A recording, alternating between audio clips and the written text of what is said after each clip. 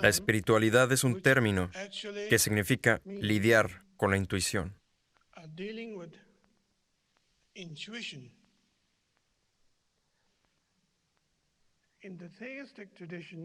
En la tradición teísta existe una noción de aferrarse a la palabra.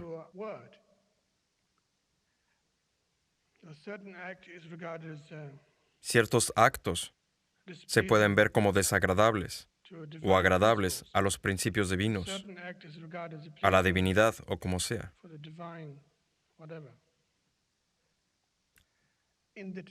La tradición laica, por su parte, es muy directa y no asigna tanta importancia a los hechos históricos.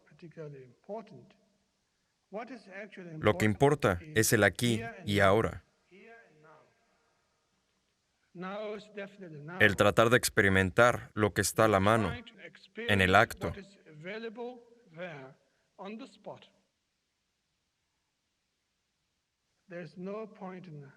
Es inútil pensar que existe un pasado que se puede aplicar al presente. Este es el ahora. Este preciso momento, nada místico, solo el ahora. Así de sencillo. De esa inmediatez del ahora. Sin embargo, surge un sentido de inteligencia que está en constante interacción con la realidad, acto tras acto, sin cesar. Experimentamos una fantástica precisión siempre, pero cuando le tenemos miedo a la hora, buscamos refugio en el pasado o en el futuro.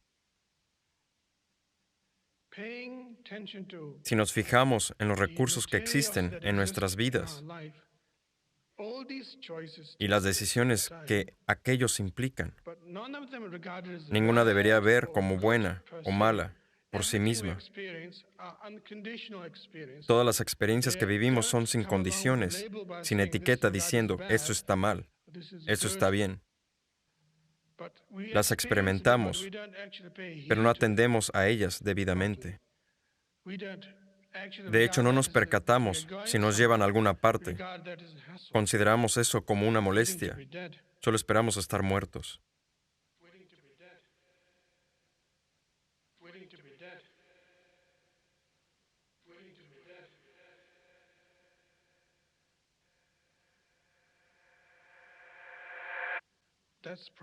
Y aquí está el problema.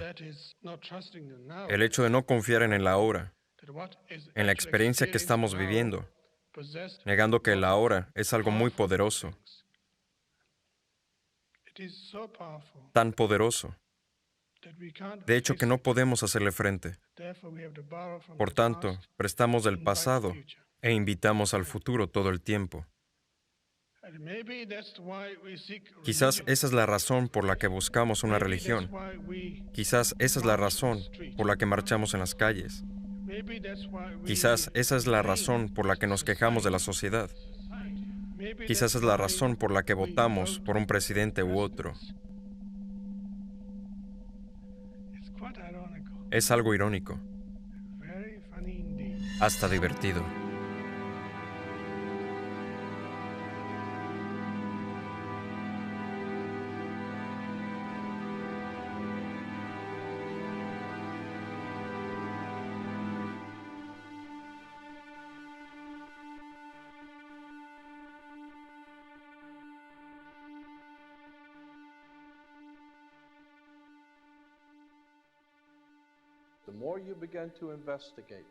Cuanto más investigas lo que creemos entender, de dónde venimos, lo que hacemos, tanto más te das cuenta de que nos han mentido. Todas las instituciones nos han mentido.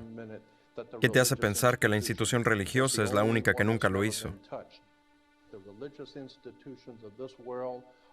Las instituciones religiosas están involucradas en esta mentira más que nadie. Y fueron puestas ahí por la misma gente que nos dio el gobierno. La educación corrupta, los carteles de bancos internacionales.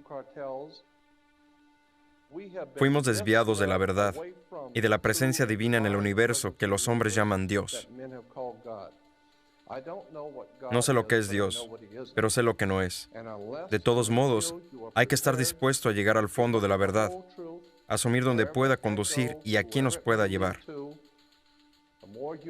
Mientras más te educas, mientras más entiendes de dónde vienen las cosas se vuelven más obvias y empiezas a ver mentiras por todos lados. Tienes que saber la verdad, buscar la verdad, y la verdad te liberará. Debe parecerles difícil a los que han aceptado la autoridad como verdad, en lugar de ver la verdad como autoridad. Jay Massey, egiptólogo.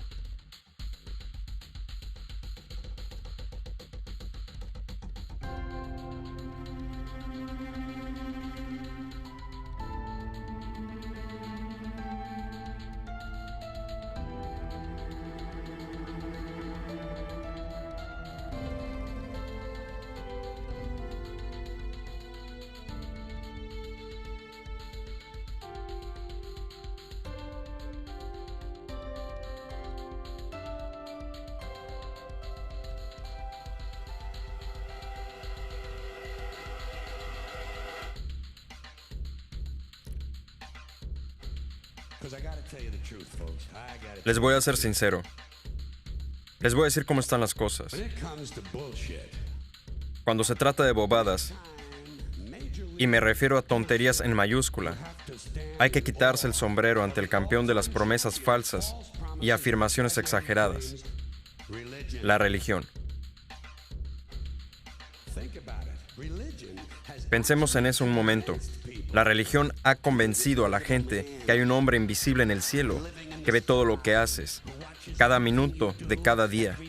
Y este hombre invisible tiene una lista especial de 10 cosas que no quiere que hagas. Y si haces alguna de esas 10 cosas, él tiene un lugar especial para ti, lleno de fuegos, humos, torturas y angustia, donde te va a mandar a vivir para que estés llorando y gritando hasta el fin del tiempo.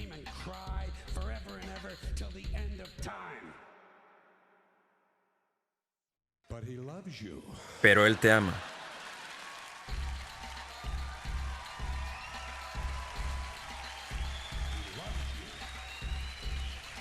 Te ama y necesita tu dinero. Siempre necesita dinero.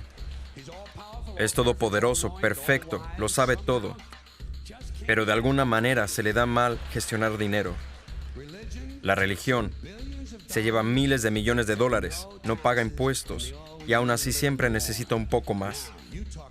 En fin, una buena tomada de pelo, vamos.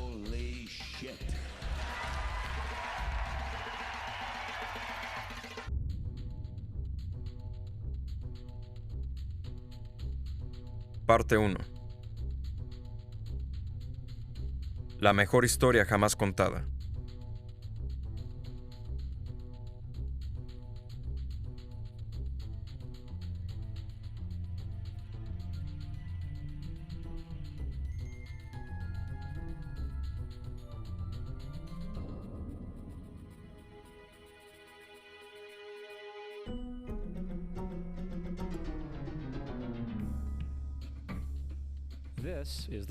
Este es el Sol.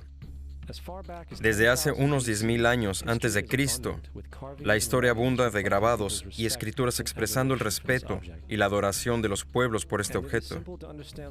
Y es fácil de entender por qué, ya que el Sol sale todas las mañanas, trayendo consigo visión, el calor, la seguridad, salvando al hombre del frío y de la ciega oscuridad, llena de predadores nocturnos. Los pueblos antiguos entendían que sin el sol no hay ni cosechas ni la vida en el planeta como tal. Esta conciencia hizo del Sol el objeto más venerado de todos los tiempos, seguido por las estrellas. A través de la trayectoria de las estrellas, los antiguos reconocían y anticipaban a largo plazo eventos tales como los eclipses o las lunas llenas. A su tiempo catalogaron a grupos celestiales en lo que hoy conocemos como constelaciones. Esa es la cruz del zodiaco, una de las imágenes conceptuales más antiguas de la historia de la humanidad. La cruz sigue de una manera figurativa el paso del Sol a través de las 12 constelaciones a lo largo del año, pero también refleja los 12 meses, las 4 estaciones y los solsticios y equinoccios. El término zodiaco se relaciona con el hecho de que las constelaciones suelen ser antropomorfizadas o personificadas como figuras o animales. En otras palabras, las primeras civilizaciones no solo seguían al Sol y las estrellas, sino también los personificaban a través de mitos elaborados, incluyendo sus movimientos y relaciones.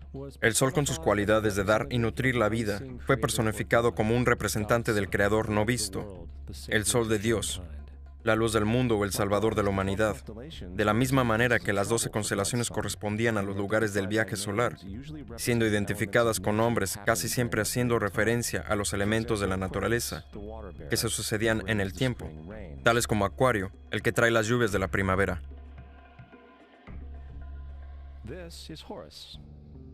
Este es Horus, el dios del sol que fue un objeto de culto en Egipto cerca de 3000 años antes de Cristo. Horus es el sol antropomorfizado y su vida es una serie de mitos alegóricos relacionados con el movimiento del sol en el cielo. Gracias a los viejos jeroglíficos, hoy sabemos mucho de este Mesías solar. Horus, siendo el mismo el sol o la luz, tiene un enemigo llamado Set, la personificación de la oscuridad o la noche. Cada mañana Horus le ganaba a Set en la batalla, mientras que al atardecer era Set quien vencía a Horus y lo mandaba al bajo mundo. Cabe mencionar que la lucha entre la oscuridad y la luz, o entre el bien y el mal, es una de las dualidades mitológicas más extendidas que siguen presentes en varios contextos hasta el día de hoy. En grandes rasgos, la historia de Horus es la siguiente. Horus nació el 25 de diciembre, hijo de la Virgen Isis Meri. Su nacimiento fue acompañado por una estrella en el este, la cual ayudó a 3 reyes a ubicar y venerar al Salvador recién nacido. Niño prodigio, a los 12 años empezó sus enseñanzas y a los 30 fue bautizado, Anup. Así comenzando su ministerio, Horus tenía 12 discípulos que viajaban con él haciendo milagros, tales como curar a los enfermos o caminar sobre el agua.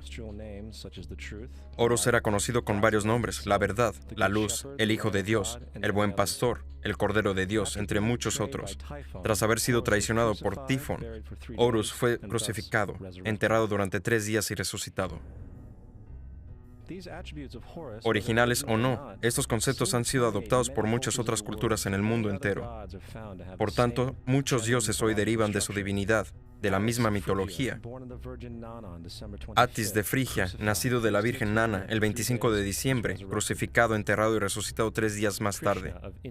Krishna de India, nacido de la Virgen Devaki, con la estrella del este apuntando a su llegada, realizaba milagros con sus discípulos para luego ser resucitado tras morir. Dionisio, de Grecia, nacido de una virgen el 25 de diciembre, era un maestro nómada que hacía milagros tales como transformar el agua en vino.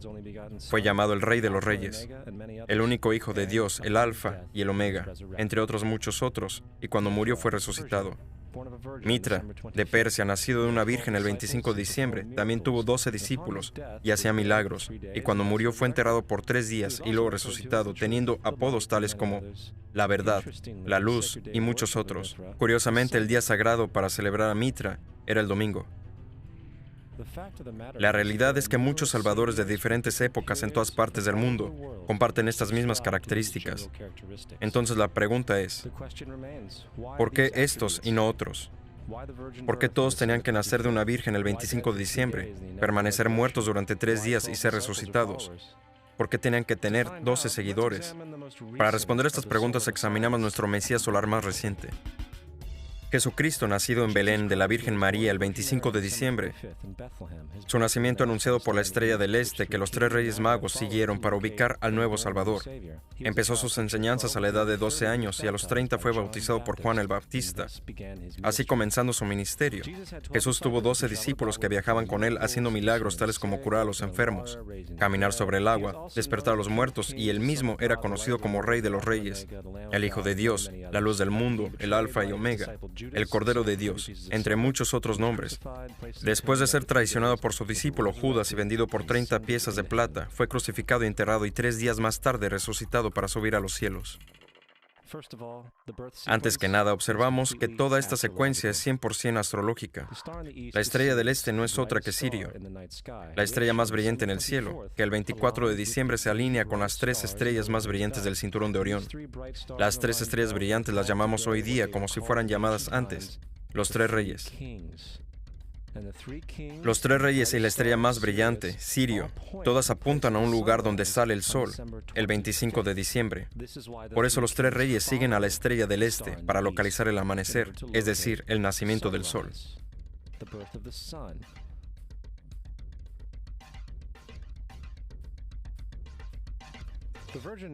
La Virgen María es la constelación de Virgo, lo que significa virgen en el latín. Virgo también se refiere a la casa del pan. Por lo tanto, la representación de Virgo es una virgen sosteniendo un puñado de trigo. La casa del pan es el símbolo del trigo, representando los meses de agosto y septiembre, el periodo de la cosecha. En realidad, Belén literalmente significa la casa del pan y hace referencia a la constelación Virgo, un lugar en el cielo, no en la tierra. Existe un otro fenómeno bien curioso que ocurre cerca del 25 de diciembre, en el solsticio de invierno. Del solsticio de verano al de invierno, los días se hacen más cortos y fríos. Mirando desde el hemisferio norte, el sol parece moverse hacia el sur, haciéndose cada vez más pequeño y escaso. Para los antiguos, el acortamiento de los días y el acabo de las cosechas, cuando se acercaba el solsticio de invierno, simbolizaba el proceso de morir. Era la muerte del sol. El 22 de diciembre el sol llega a su muerte, cuando tras desplazarse continuamente durante 6 meses, termina su trayecto en el lugar más bajo en el cielo. Ahora sucede algo curioso. El sol deja de moverse hacia el sur, por lo que parecen ser 3 días. Durante estos 3 días de descanso, el sol está en la vecindad de la constelación de la Cruz del Sur, o Crux. Después de esta pausa, el 25 de diciembre, el sol vuelve a moverse 1 grado, esta vez hacia el norte, anunciando con esto días más largos, más cálidos, en fin, la primavera. De ahí viene lo de morir en la cruz, estar muerto durante 3 días y luego nacer otra vez. Es por esto que Jesús y muchos otros dioses del sol comparten la crucifixión, los 3 días de muerte y el hecho de resucitar. Es el trayecto del sol mismo antes de tomar el rumbo hacia el hemisferio norte para traer la primavera y por tanto la salvación. Sin embargo, no se celebra la resurrección del sol hasta el equinoccio de primavera o Pascuas. Esto se debe al hecho de que solo entonces, cuando Él vence la malvada oscuridad, cuando los días se hacen más largos que las noches y aparecen las condiciones revitalizantes de la primavera. Ahora, el más obvio de todos los símbolos astrológicos acerca de Jesús son los 12 apóstoles, pues son simplemente 12 constelaciones del zodiaco, a través de las cuales viaja Jesús, es decir, el sol. De hecho, el número 12 aparece muchas veces a lo largo de la Biblia.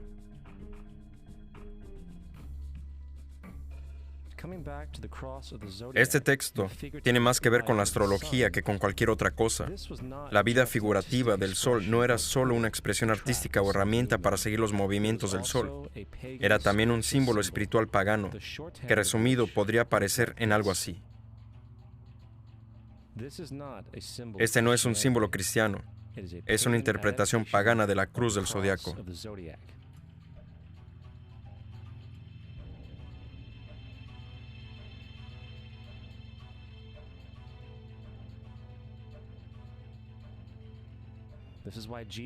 Es por eso que Jesús en las primeras artes secretas se mostraba con la cabeza sobre la cruz, debido a que Jesús es el sol de Dios, la luz del mundo, el Salvador levantado, el que vendrá nuevamente, como lo hace cada mañana, la gloria de Dios, que defiende al mundo de la oscuridad, el que renace cada mañana y puede verse viniendo entre las nubes, alto en el cielo, con su corona de espinas o rayos solares. With his crown of thorns or sun rays.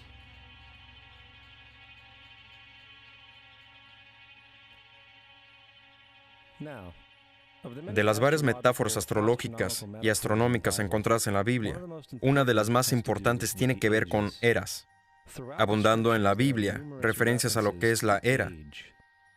Para entender esto, nos hace falta saber un poco sobre el fenómeno llamado precesión de los equinoccios.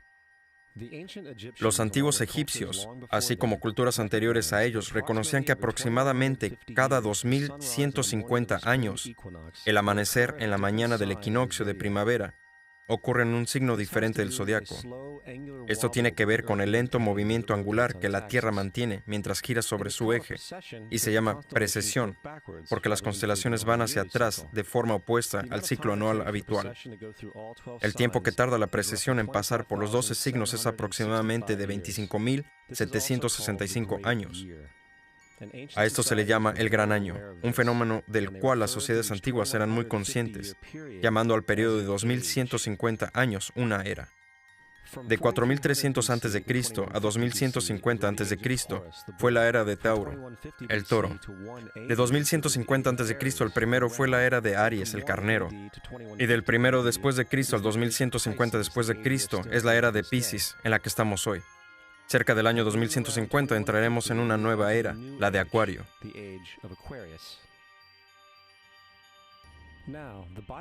La Biblia refleja en grandes rasgos un movimiento simbólico a través de las tres eras, mientras anuncia una cuarta. En el Viejo Testamento, cuando Moisés baja del monte Sinaí con los 10 mandamientos, se enfada al ver a su gente venerando un becerro de oro, tanto que de hecho destroza las placas de piedra y obliga a su gente a matarse entre sí para purificarse. La mayoría de los especialistas bíblicos atribuyen esta ira al hecho de que los israelitas están dando culto a un ídolo falso, pero en realidad el becerro de oro es Tauro, mientras que Moisés representa la era de Aries. Es por eso que los judíos hasta hoy en día suenan el shofar. Moisés representa la nueva era, en la cual todos deben cortar los lazos con la era que le precede. Otros dioses como Mitra, una divinidad precristiana que mata al toro, también marca estas transiciones del mismo modo. Jesús es la figura que acompaña a la era de Aries hacia la era de Piscis, o sea, de los dos peces. El simbolismo del pez abunda en el Nuevo Testamento, donde Jesús alimenta a 5,000 personas con pan y 2 peces. Cuando comienza su ministerio en Galilea, se hace amigo de 2 pescadores que le siguen. Y creo que todos hemos visto pegatinas con un símbolo de pez en muchos coches, aunque pocos saben lo que significa realmente. Se trata de un símbolo astrológico pagano del reino del sol durante la era de Piscis. También el supuesto nacimiento de Jesús es esencialmente el comienzo de esta era.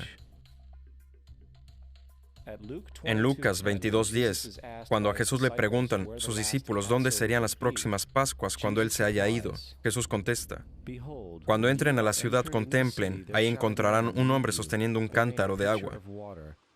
Síganlo a la casa donde entre. Este escrito es uno de los más reveladores de todas las referencias astrológicas en la Biblia. El hombre llevando el cántaro de agua es Acuario, el aguador, representado siempre como un hombre echando agua desde un cántaro, ya que simboliza la era que sigue a Piscis. Y cuando el sol de Dios, deje la era de Piscis, Jesús irá a casa de Acuario, ya que Acuario sigue a Piscis en la precesión de los equinoccios. Todo lo que Jesús está diciendo es que tras la era de Piscis vendrá la era de Acuario.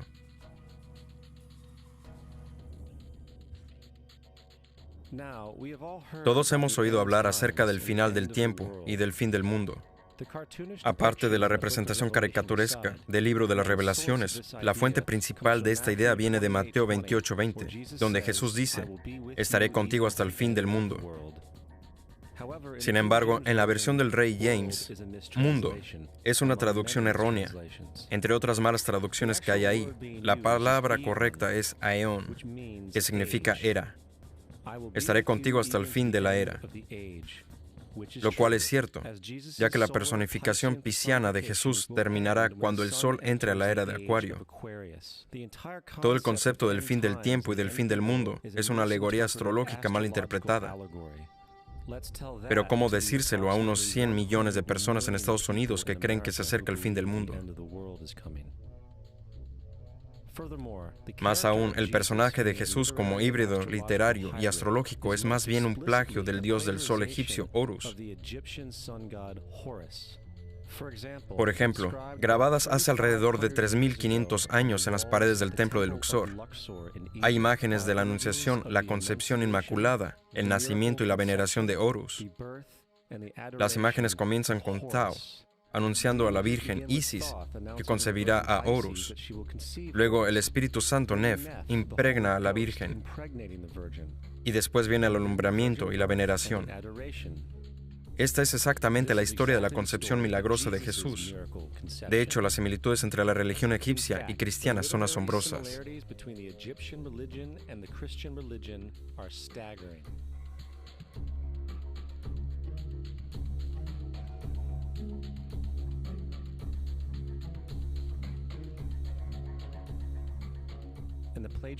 Y el plagio no termina ahí.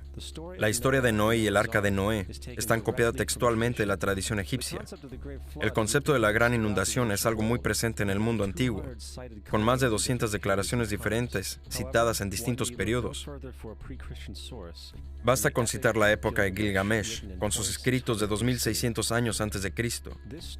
Esa historia habla de una gran inundación mandada por Dios, un arca que salvó animales e incluso el envío y el retorno de una paloma, todos iguales que en la historia bíblica, junto con muchas otras similitudes. También la historia de Moisés es un plagio. Cuando Moisés nació, se dijo que fue puesto en un canasto y dejado flotando en un río para evitar el infanticidio. Más tarde fue rescatado por una hija de la realeza y criado por ella como un príncipe. Esa historia de un bebé en un canasto es una copia del mito de Sargón de Akkad, que data alrededor de 2250 a.C. Sargón también fue puesto en un canasto al nacer para evitar infanticidio y fue dejado flotando en un río para acabar rescatado y criado por Aki, una comadrona de la realeza. Aún más, Moisés es conocido como el quien da leyes, ya que fue él quien trajo los 10 mandamientos. Sin embargo, la idea de una ley pasada de Dios a un profeta en una montaña es también un tópico en la historia de los mitos. En India, Manu era el que daba las leyes. En Creta, Minos ascendió al monte Dicta, donde Zeus le dio las leyes sagradas, mientras que en Egipto hubo Mises, que llevó las placas de piedra donde describieron las leyes divinas. Manu, Minos, Mises, Moisés. Y en cuanto a los 10 mandamientos, fueron sacados completamente del encanto 125 del libro de los muertos egipcio. Lo que en el libro de los muertos era "no he robado" se convirtió en "no robarás", "no he matado" en "no matarás", "no he mentido" en "no levantarás falso testimonio", y así sucesivamente. De hecho, la religión egipcia es el primer punto de referencia para la teología judeocristiana. El bautismo, la vida después de la muerte, el juicio final, el nacimiento por virgen y la resurrección, la crucifixión, el arca de la alianza, la circuncisión, los salvadores, la sagrada comunión, el diluvio, la Pascua cristiana, la Navidad, la Pascua judía y muchas más, todos vienen de ideas egipcias creadas mucho antes que el cristianismo y el judaísmo. Justino Mártir, uno de los primeros historiadores y defensores cristianos, escribió: "Cuando decimos que Jesucristo, nuestro Maestro, fue concebido sin unión sexual, fue crucificado, murió y volvió a la vida para ascender al cielo, no proponemos nada distinto de lo que estiman los hijos de Dios de Júpiter". En otro escrito, Justino Mártir dice: "Él nació de una virgen. Acepta esto junto con todo lo que crees del Dios Perseo". Es obvio que Justino y otros cristianos antiguos sabían cuán similar era la cristianidad respecto a las religiones paganas. Sin embargo, Justino tuvo una solución. Según él, lo hizo el diablo. El diablo tuvo la previsión de venir antes de Cristo y crear estas características en el mundo pagano.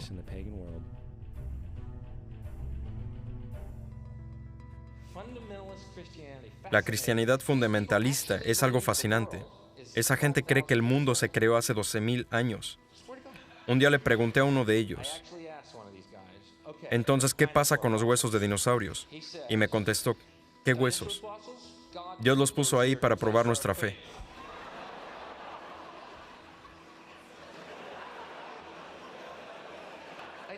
Creo que Dios te puso a ti aquí para probar mi fe, amigo.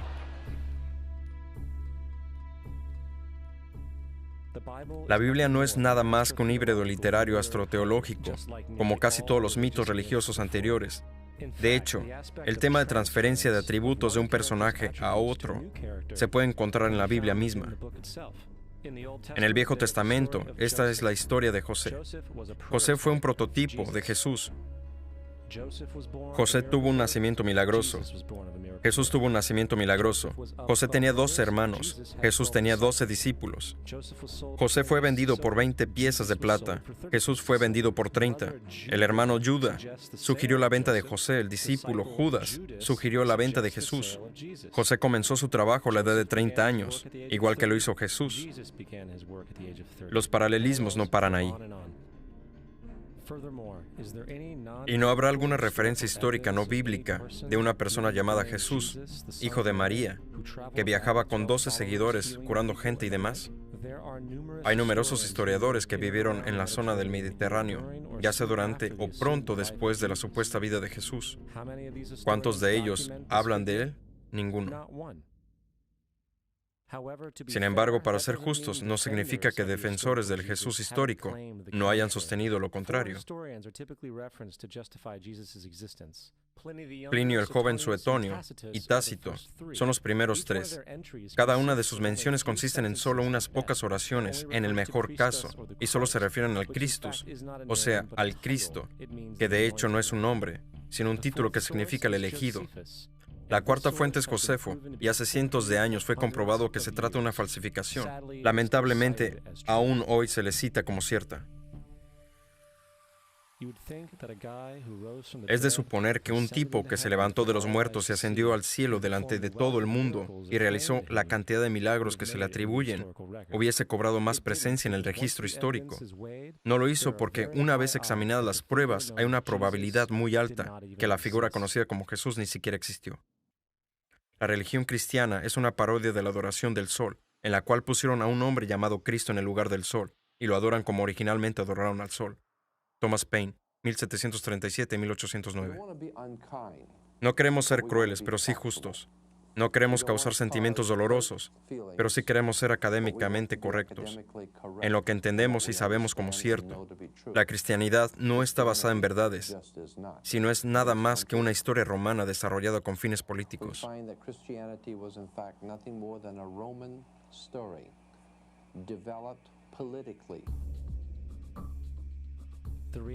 La realidad es que Jesús fue una deidad solar de la secta cristiana gnóstica, y como todos los otros dioses paganos es una figura mítica.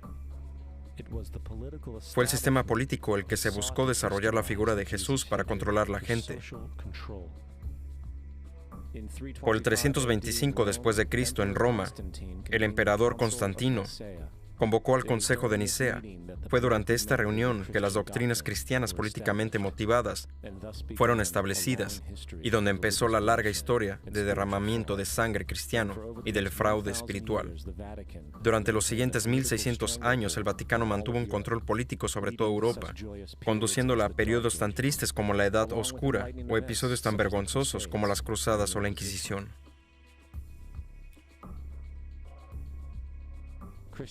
La cristianidad, junto con todos los demás sistemas de creencias teístas, es un fraude que tiene por finalidad separar a las especies de su entorno natural y del mismo modo a nosotros entre sí. Apoyando la ciega sumisión a la autoridad, reduce la responsabilidad humana al hecho de que Dios lo controla todo, pudiendo así justificar crímenes horribles en nombre de la búsqueda divina. Peor aún, otorga más poder a los que conocen la verdad, pero utilizan el mito con el fin de manipular y controlar a las sociedades. El mito religioso es el mecanismo más poderoso jamás creado y sirve como terreno psicológico donde pueden prosperar otros mitos.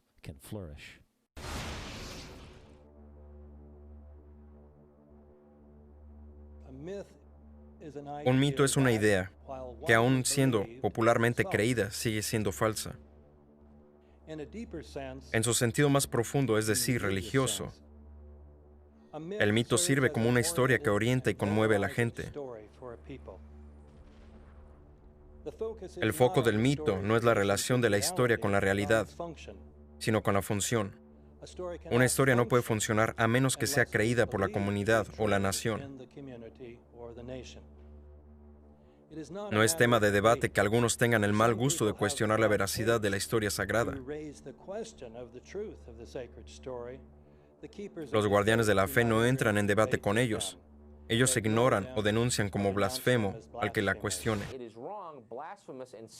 Es erróneo, blasfemo y pecaminoso que usted sugiera, insinúe o ayude a otros a llegar a la conclusión de que el gobierno de los Estados Unidos haya matado a 3,000 de sus propios ciudadanos. Parte 2. El mundo entero es un escenario.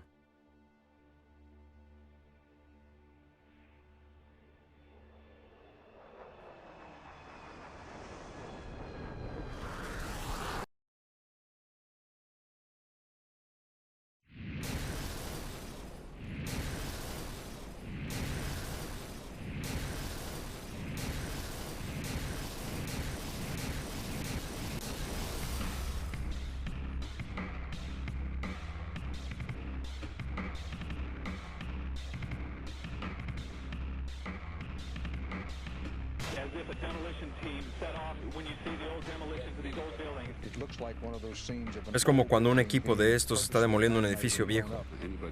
Se parece a como cuando un edificio viejo se les hace saltar por los aires. Cualquiera que alguna vez lo haya visto sabe que para eso hay que poner explosivos en la parte del edificio que está debajo del suelo. La manera en que está esta estructura colapsando no es natural, no es casualidad que la segunda torre haya colapsado exactamente igual que la primera. ¿Cómo se consiguió esto? No lo sabemos. Lo que pasa es que todo el edificio se redujo a polvo. No encuentras ni un escritorio, ni una silla, ningún teléfono, ordenador, nada. La pieza más grande de un teléfono que encontré era la mitad del teclado, y era así de grande.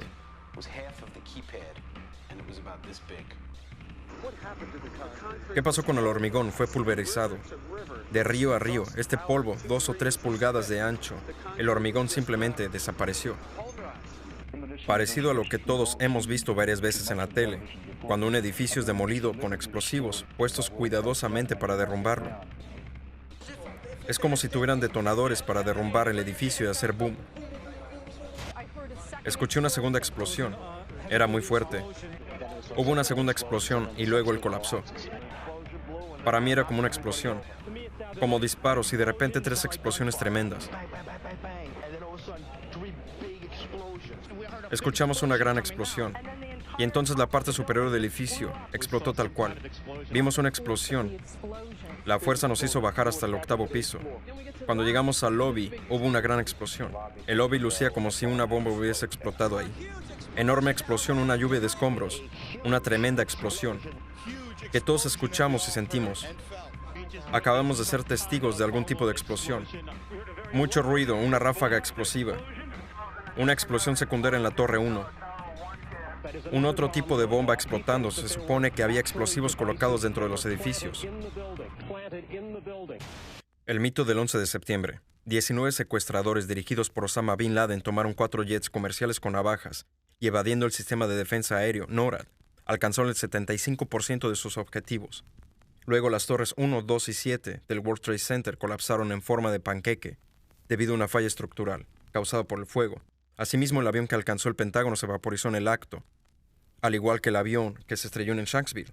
La comisión del 11 de septiembre descubrió que no hubo advertencias por este acto terrorista, mientras que múltiples fallas gubernamentales obstaculizaron una defensa adecuada. No hubo advertencias.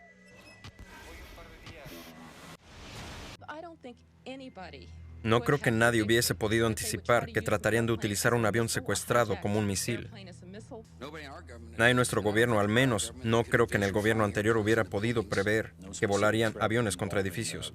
No hubo amenazas, operaciones domésticas apuntando a lo que sucedió, o sea, las ciudades, las aerolíneas, etc. No hubo signos de advertencias que yo sepa. Como informa USA Today, en los 2 años anteriores de los ataques de 11 de septiembre, NORAD mantuvo ejercicios usando aviones secuestrados como armas, cuyo objetivo era el World Trade Center. Portada del Manual de Respuesta de FEMA, 1997. Operación Mascal, octubre de 2000, simulación de un avión estrellándose en el Pentágono.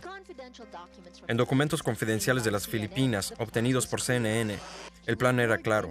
Él abordaría algún avión comercial americano, controlaría la cabina y lo estrellaría en las oficinas principales de la CIA.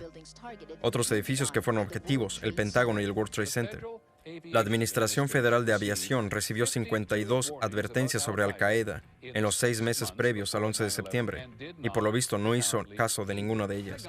Según los informes, el Pentágono no quiere que el público escuche el testimonio del Senado de la próxima semana sobre la antigua unidad secreta de inteligencia conocida como Able Danger. Identificó a Mohammed Atta y otros 3 terroristas del 11 de septiembre como miembros de una célula de Al-Qaeda en Brooklyn, Nueva York, más de un año antes de los ataques. Encontramos 2 de las 3 células que llevaron a cabo los ataques del 11 de septiembre. Al teniente coronel Tony Shaffer, quien fue el primer miembro de Able Danger en hacerse público, le llegó una carta de la Agencia de Inteligencia de la Defensa diciendo que no puede hablar con miembros del Congreso o su personal sin aprobación previa. Es un intento de evitar que los ciudadanos sepan cómo podríamos haber evitado el 11 de septiembre, y eso es lo que está encubriendo ahora. La seguridad y el contraterrorismo estaban subrayadas en rojo en palabras de George Tenet, y las advertencias de un ataque inminente eran tan severas que algo dramático debería haberse hecho. Era sin igual. En cambio, el presidente se tomó un mes de vacaciones.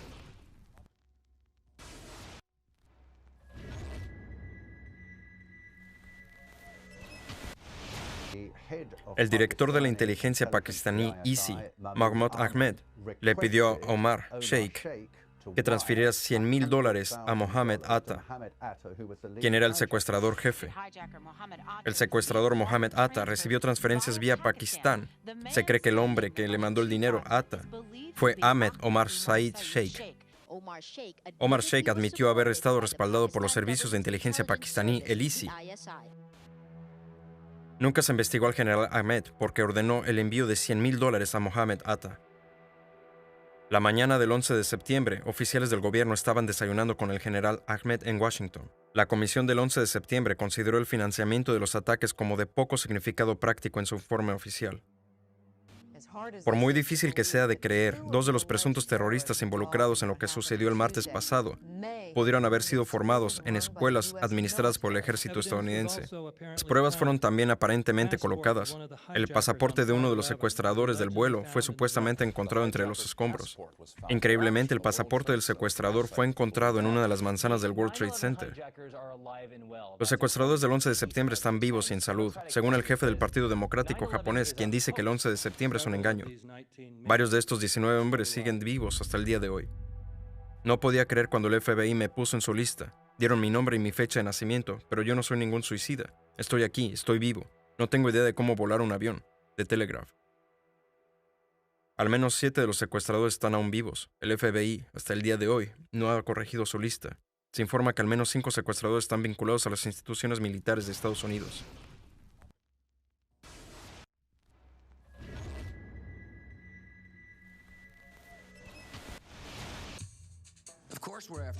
Por supuesto, estamos detrás de Saddam Hussein, quiero decir Bin Laden. A principios de la década de 1980, Bin Laden trabajó con agentes de la inteligencia estadounidense en el ejército pakistaní y en los Estados Árabes. En enero de 2001, la administración del gobierno de Bush ordena al FBI y agencias de inteligencia detener las investigaciones relacionadas a la familia Bin Laden, incluyendo a 2 parientes de Osama, que vivían, adivinen dónde, en Falls Church, Virginia, justo al lado de la central de la CIA. Cuando ya era el hombre más buscado de América, según se dice, estuvo 2 semanas ingresado en un hospital estadounidense en Dubái, donde le atendió un médico estadounidense y le hizo visita un agente local de la CIA. No hemos visto ninguna prueba que conecte a Osama Bin Laden directamente con las fases de planeamiento del 11 de septiembre. Este fracaso en la provisión de pruebas luego se consideró innecesario, porque Bin Laden, en un video supuestamente encontrado en Afganistán, admitió su responsabilidad por los ataques. He examinado cuidadosamente la traducción del Pentágono y la veo muy problemática. En los lugares más importantes donde se lleva a cabo la prueba de la culpabilidad de Bin Laden, el texto no coincide con la versión árabe. Dr. Abdel El M. Husseini.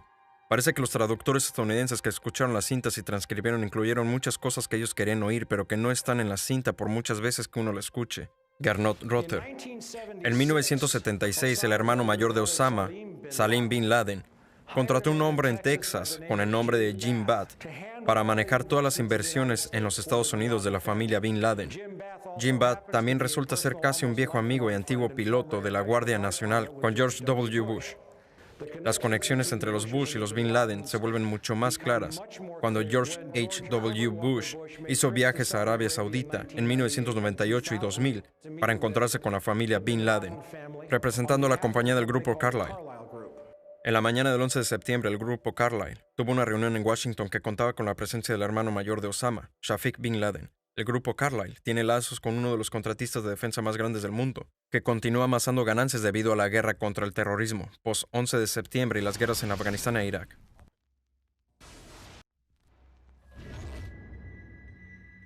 El Pentágono. ¿Cómo puede alguien volar un avión de 60 toneladas, 38 metros de ancho y 13 metros de alto a través de este camino de obstáculos? La aeronave, antes de chocar en el Pentágono, realizó un giro de 270 grados hacia abajo en espiral, y sin embargo, Hani Hanjour tenía la fama de ser un piloto muy malo que ni siquiera podía volar un avión pequeño. A él no le importaba poder pasar el curso. Hasta el día de hoy, estoy sorprendido de que haya volado hasta el Pentágono. Él no podía volar en absoluto. Empleado de la escuela de vuelo AC Flight School. No hay asientos, ni equipaje, ni cuerpos, solo ladrillos y piedra caliza. La explicación oficial es que el intenso calor del combustible del jet vaporizó por completo al avión. El vuelo 77 tenía dos motores Rolls-Royce, hechos a aleaciones de acero y titanio, y su peso de 6 toneladas cada uno. Es científicamente imposible que esas toneladas de acero y titanio fueran vaporizadas por el combustible del avión. Nos han dicho que los cuerpos pudieron ser identificados, ya sea por sus huellas digitales o por su ADN. Entonces, ¿qué clase de fuego pudo haber vaporizado aluminio y acero templado, y sin embargo dejar intactos los restos humanos? Desde mi inspección de cerca, no hay prueba de que un avión haya impactado en ningún lugar cercano al Pentágono. Y como dije, los restos que se pueden ver son lo suficientemente pequeños para ser levantados con la mano. Poco tiempo después del impacto, agentes del gobierno levantaron escombros y se los llevaron. Luego todo el área fue cubierta con polvo y grava, de modo que la poca evidencia forense que hubiese quedado fue literalmente cubierta. Los videos de las cámaras de seguridad que mostrarían qué es lo que realmente impactó el Pentágono fueron inmediatamente confiscados por agentes del FBI. El Departamento de Justicia hasta el día de hoy se ha negado a publicarlos. Si estos videos probaran que el Pentágono fue realmente golpeado por un 757, la mayoría de nosotros asumimos que el gobierno los haría públicos. Solicitud denegada.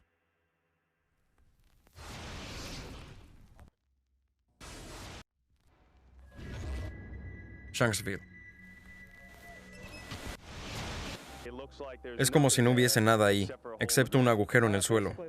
Correcto, lo único que se veía era un pozo humeante y algunos árboles rotos. Se puede ver gente trabajando, caminando alrededor del área. Pero por lo que pudimos ver, no ha quedado mucho. ¿Alguna pieza del avión? No había nada que pudiera probar que un avión se estrelló ahí. Avión accidentado en Nigeria. Vuelo 93 estrelló en Shanksville.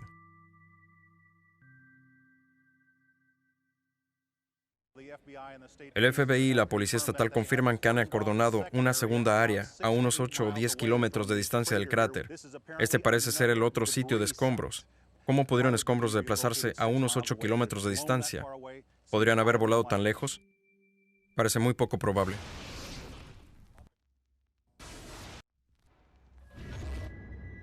World Trade Center, Torres 1, 2 y 7. Conforme con la teoría de panqueques, el fuego, aunque no derritió el acero, lo calentó suficiente para causar que los pisos debilitados por los choques de los aviones se soltaran de las columnas de acero, lo que causó una reacción en cadena. Lo que esperarías ver con esa teoría, que es la teoría oficial, sería una montaña de pisos apilados unos encima de otros, y en el medio un grupo de columnas del núcleo todavía de pie. El núcleo de cada una de las torres consistía en 47 gruesas columnas de acero. Si los pisos se hubieran soltado de ellas, las columnas todavía estarían de pie hacia un cielo de 300 metros. Los aviones no cortaron todas las columnas centrales. Diseñamos los edificios para soportar el impacto de un Boeing 707 chocando el edificio en cualquier sitio. El edificio probablemente podría resistir múltiples impactos de avión de línea. Que el avión voló directo dentro de los edificios. Entonces usted dice que los edificios fueron diseñados para resistir un choque como ese y todavía permanecer de pie. Sí, Aaron Swirsky, arquitecto de los edificios de World Trade Center. Si se soltara una bola de billar desde la cima del World Trade Center a 110 pisos, tardaría de 8 a 10 segundos en llegar al suelo, si no encontrara absolutamente ninguna resistencia. Las Torres Gemelas cayeron a una velocidad muy cercana a la de caída libre. 200,000 toneladas de acero se deshicieron y explotaron hacia afuera en un radio de 150 metros. Esto significa que los pisos se destruyeron con una tasa promedio de alrededor de 10 pisos por segundo. No existe un argumento que explique el efecto panqueque, donde edificio se derrumba puede alcanzar una velocidad de caída libre. ¿Qué puede causar eso? ¿Qué puede mover esa masa fuera del camino? Explosivos.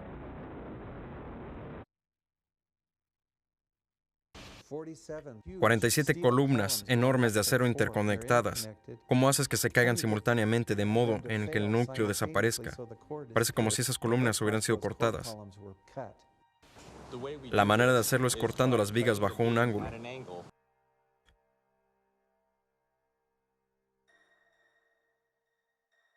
Columnas del núcleo después del colapso.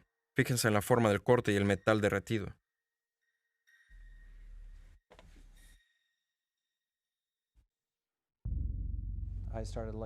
Comencé a pensar en el acero derretido, en los 3 edificios en los escombros de ambas torres, en las áreas del subsuelo, en el edificio 7.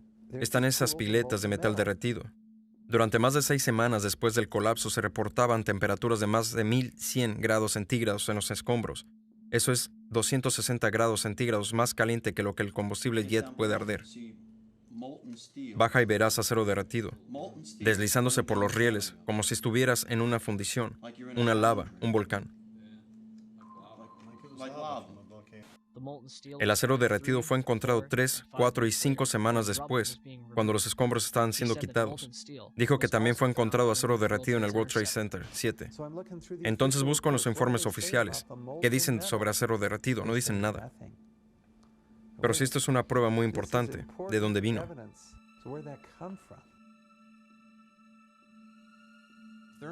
La termita es tan caliente que simplemente corta el acero. Acero estructural, por ejemplo, como un cuchillo corta la mantequilla. Los productos son hierro derretido y óxido de aluminio, que se expele como polvo. Vio esas enormes nubes de polvo. Se puede imaginar cuando se juntan esos químicos en gran escala.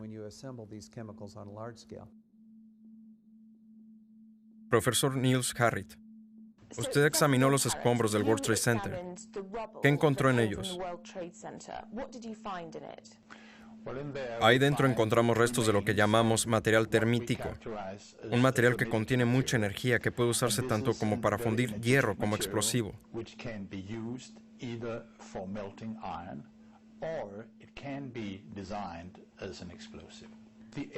La evidencia de una demolición controlada es abrumadora.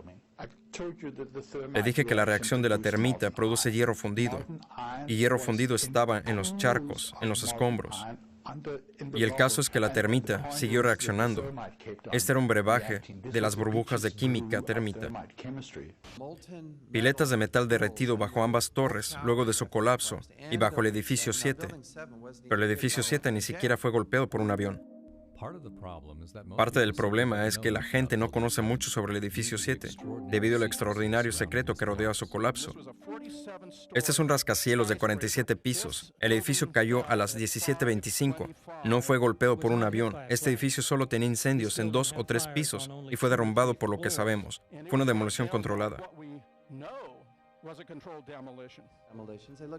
Justo como en una demolición, se hundió en el medio, y entonces el edificio simplemente se fue directamente hacia abajo, casi en caída libre. En 2005, el Instituto Nacional de Estándares y Tecnología publicó su informe sobre las torres 1 y 2 del World Trade Center. El informe de 10,000 páginas no hace ninguna referencia al colapso que tuvo lugar. En 2008, el Instituto Nacional de Estándares y Tecnología publicó su informe sobre la torre 7 del World Trade Center. No se analizó ni una pieza de acero para verificar la hipótesis de demolición controlada. En lugar de esto, se diseñó un modelo informático con una predisposición que era un colapso inducido por el fuego. Los parámetros utilizados no se han publicado. Si bien se admite que hubo un periodo de caída libre durante 2.25 segundos, 8 pisos, no se proporciona ninguna explicación de cómo es posible ya que la teoría del colapso progresivo se basa en colisiones sistemáticas y fallas desencadenadas. La ley de conservación del momento no permite un movimiento progresivo a través de la resistencia a la velocidad de caída libre.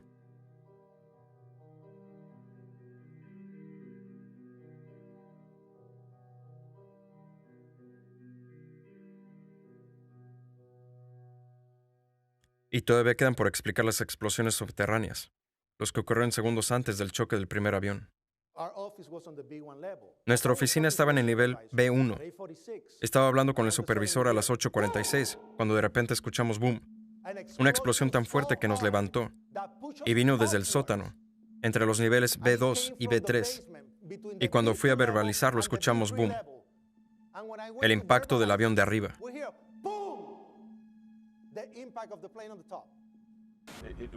Es como que sale más humo del suelo. Estaba en el sótano. Bajé y de repente el ascensor explotó.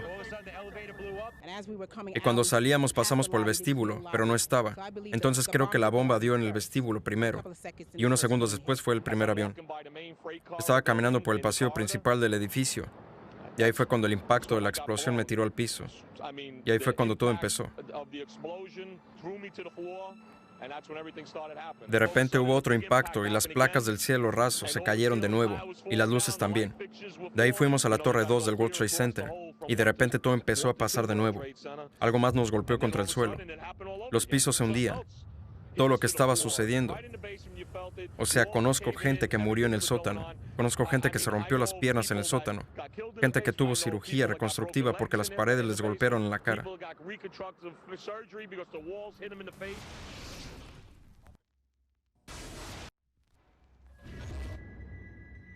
NORAD, Sistema de Defensa Aéreo de Estados Unidos.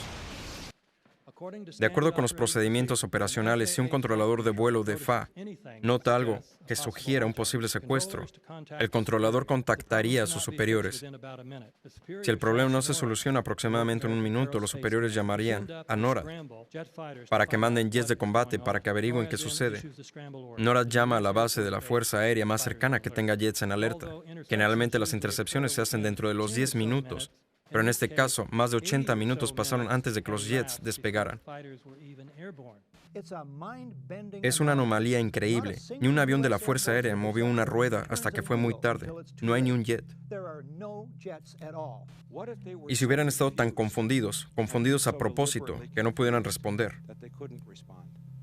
La razón por la que no sabían dónde ir fue que una cantidad de solapados y conflictivos ejercicios de juego de guerra estaban desarrollándose.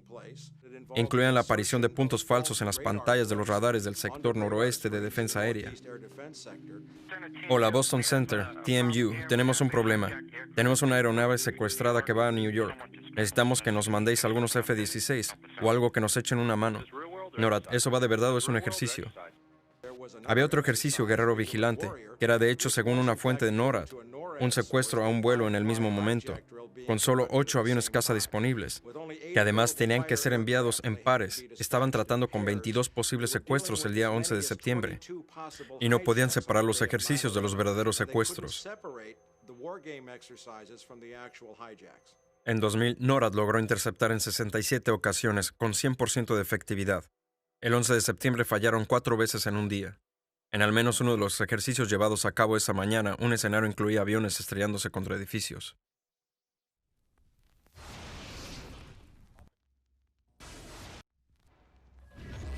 La comisión del 11 de septiembre.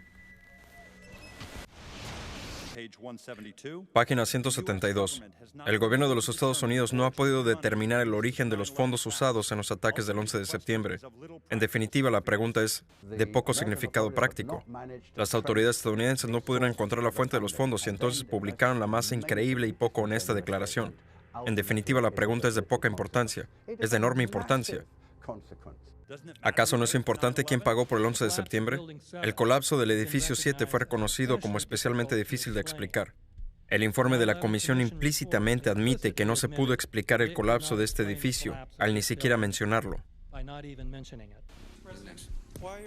¿Por qué usted y el vicepresidente insisten en presentarse juntos ante la comisión del 11 de septiembre? Porque la comisión del 11 de septiembre nos quiere hacer algunas preguntas, y es por eso que nos estamos reuniendo, y espero con ansias de reunirme con ellos y contestar sus preguntas.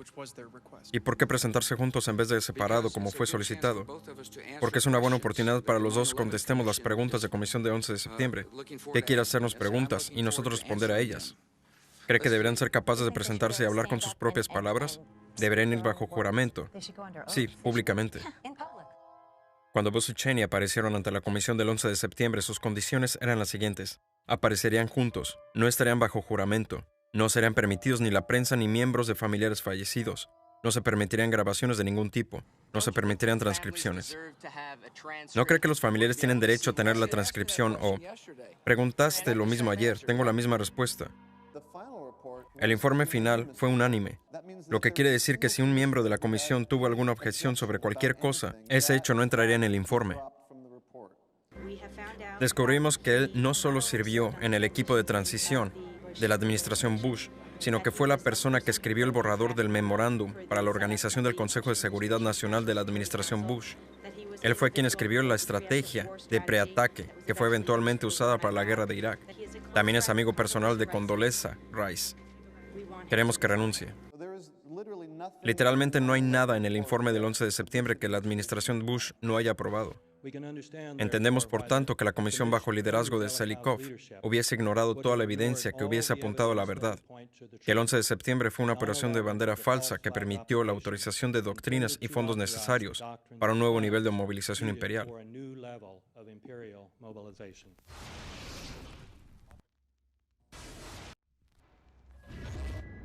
Terrorismo. Terrorismo. Uso sistemático del terror que se manifiesta con violencia o intimidación para generar miedo.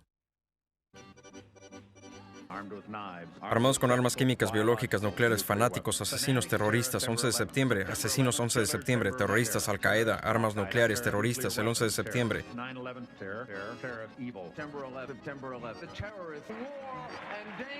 September 11, global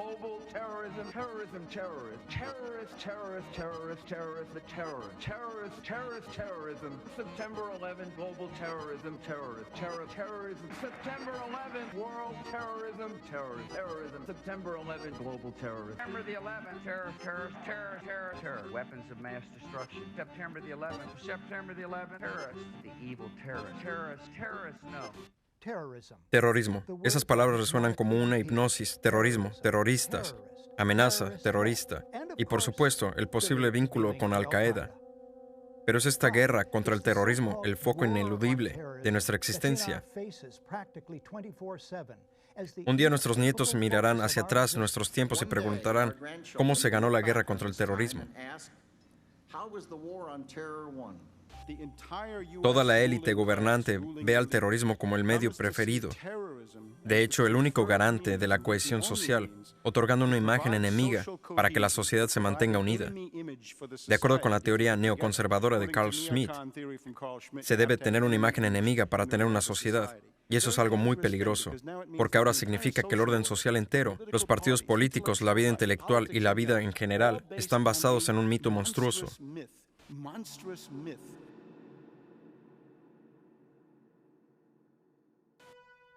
Terrorismo. Técnica utilizada por los gobiernos para manipular la opinión pública con el fin de promover una agenda. Mire lo que la CIA ha hecho en este país, es increíble. Mire los actos terroristas que ocurrieron. La CIA estuvo involucrada en la mayoría, si no en todos ellos. Tenemos los cuarteles de los Marines en la Embajada de Kenia. Tuvimos Panam, 103, el USS Cole, la ciudad de Oklahoma, el World Trade Center en 1993. Con ayuda de los terroristas voló el World Trade Center la primera vez. Entonces los responsables no tenían bombas. Tenían su carnet de conducir. El informante llamó a Salem, un oficial de la Armada egipcio de 43 años. A él le fue asignado preparar una bomba, y entonces fue a su jefe en el FBI y le preguntó, «Vamos a poner una bomba falsa, ¿no?» Y el jefe contestó, «No, vamos a poner una bomba de verdad». Los agentes del FBI podrían haber podido evitar la explosión el febrero pasado en World Trade Center. Se discutió en secreto la sustitución de explosivos por pólvora inofensiva, pero no fue así. Según el propio informante del FBI, Emad Salem, quien grabó muchas de sus conversaciones con sus manejadores. Pero tuvieron mala suerte, ya que hubo solo 6 muertos, no suficiente para aprobar las leyes contra el terrorismo.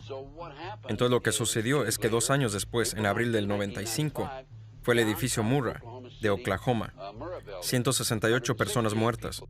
Un año después, las leyes antiterrorismo fueron aprobadas, las cuales eliminan muchos de nuestros derechos constitucionales y libertades civiles.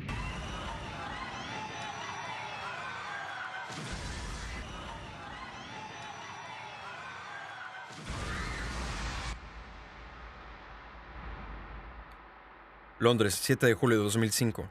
En 3 trenes y un autobús explotaron bombas matando 56 personas. Esa misma mañana se estaba realizando un ejercicio antiterror, sobre el mismo escenario con bombas, en las mismas estaciones de trenes exactamente a la misma hora.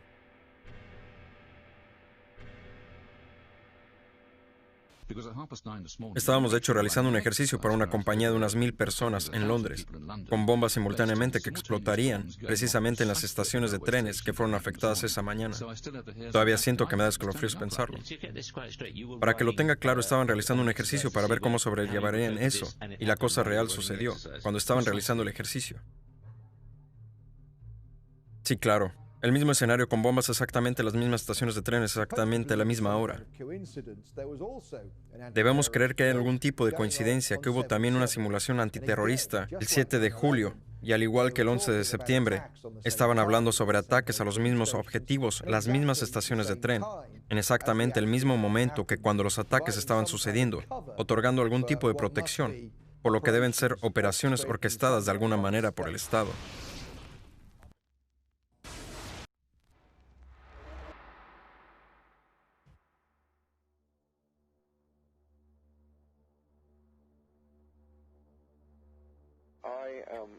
Me espanta la cantidad de gente en este país que no piensa.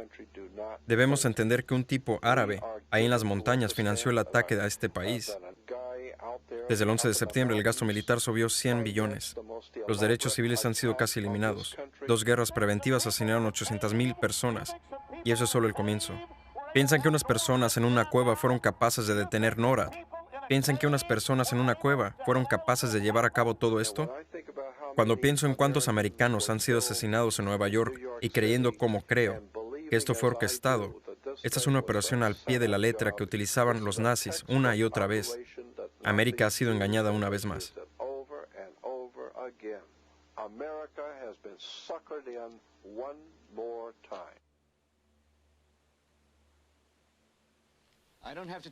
No tengo por qué decirles que las cosas están mal. Todo el mundo sabe que están mal. El dólar no vale nada, los bancos están quebrando, los vendedores guardan un arma bajo el mostrador, los punks van por la calle sembrando miedo y no hay nadie que sepa solucionarlo. Esto no termina nunca. Sabemos que el aire que tenemos no vale para respirar y que la comida que tenemos no es comida. Nos sentamos a mirar tele mientras algún presentador nos dice que hoy han habido 15 homicidios, 63 crímenes violentos, como si eso fuera algo normal. Sabemos que las cosas están mal, peor que mal. Es una locura. Es como si todo esto se estuviera enloqueciendo, así que apenas salimos a la calle, nos sentamos en la casa y el nuestro mundo se vuelve cada vez más pequeño, mientras que todo lo que decimos es por favor, al menos dejadme tranquilo en mi salón, con mi tostadora, mi tele, mi radio, así no me quejo. Solo quiero estar tranquilo. Yo no voy a dejarlos tranquilos. Quiero que os ofendáis. No quiero que protestes ni que te mandes cartas a los diputados porque no sabrán qué poner ahí. No sé qué hacer sobre la depresión, la inflación o los rusos y el crimen en las calles. Todo lo que sé es que primero hay que enfadarse y decir, soy un ser humano. Joder, mi vida vale algo.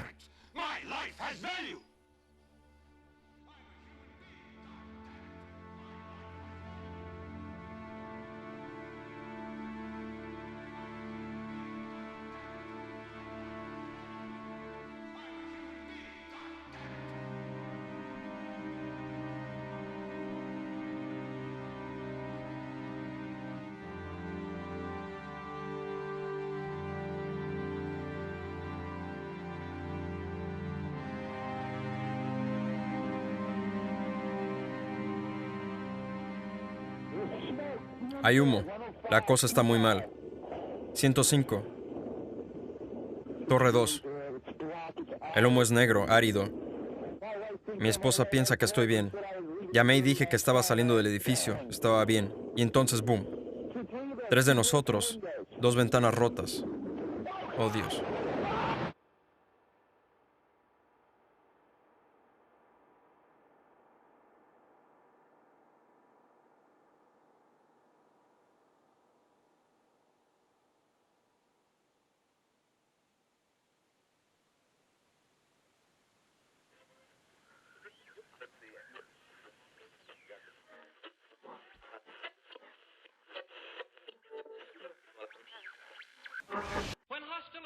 Cuando comenzaron las hostilidades en Europa en 1939, se comprendió que el pueblo estadounidense no tenía ninguna intención de entrar en la guerra, pero creían que este país podría ser atraído a la guerra, de la misma manera que fue atraído a la última guerra.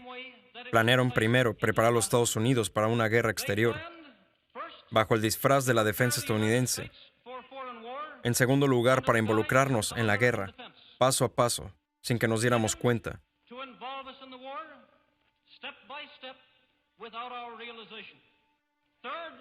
En tercer lugar, para crear una serie de incidencias, lo que nos obligaría a entrar en el conflicto real. Estos planes, por supuesto, iban a ser encubiertos y asistidos por todo el poder de su propaganda. Nuestros teatros pronto se llenaron de obras retratando la gloria de la guerra. Los carretes de noticias perdieron toda apariencia de objetividad y utilizaban la guerra para justificar la restricción del poder del Congreso y la asunción de procedimientos dictatoriales por parte del presidente y sus designados. Se inauguró una campaña de miedo. No podemos permitir que las pasiones y los prejuicios de los demás lleven a nuestro país a la destrucción.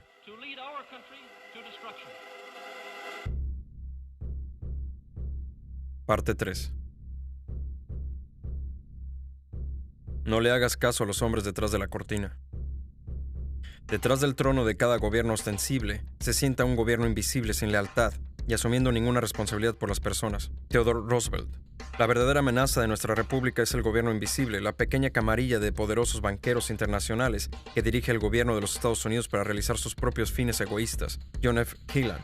La verdad es que un elemento financiero es dueño del gobierno desde los días de Andrew Jackson. Franklin D. Roosevelt. En 1975 comenzó la Guerra de Independencia de los Estados Unidos. Fue cuando las colonias americanas buscaron liberarse de Inglaterra y de su monarquía opresiva, aunque hubo muchas razones por la revolución. Una en particular sobresale como la causa primordial. El rey George III de Inglaterra prohibió la moneda sin interés, independientemente que las colonias estaban produciendo y usando, forzándolos a pedir dinero del Banco Central inglés con interés, inmediatamente poniendo a las colonias en deuda. Y como luego escribió Benjamin Franklin, la negativa del rey George III de permitir a las colonias operar un sistema monetario honesto que liberaría al hombre ordinario de las palancas de los manipuladores de dinero fue probablemente la causa primordial de la revolución. En 1983, América ganó su independencia de Inglaterra. Sin embargo, su batalla en contra del concepto de Banco Central y de los hombres corruptos y llenos de avaricia había apenas comenzado. ¿Qué es un banco central? Un banco central es una institución que produce la moneda de una nación entera.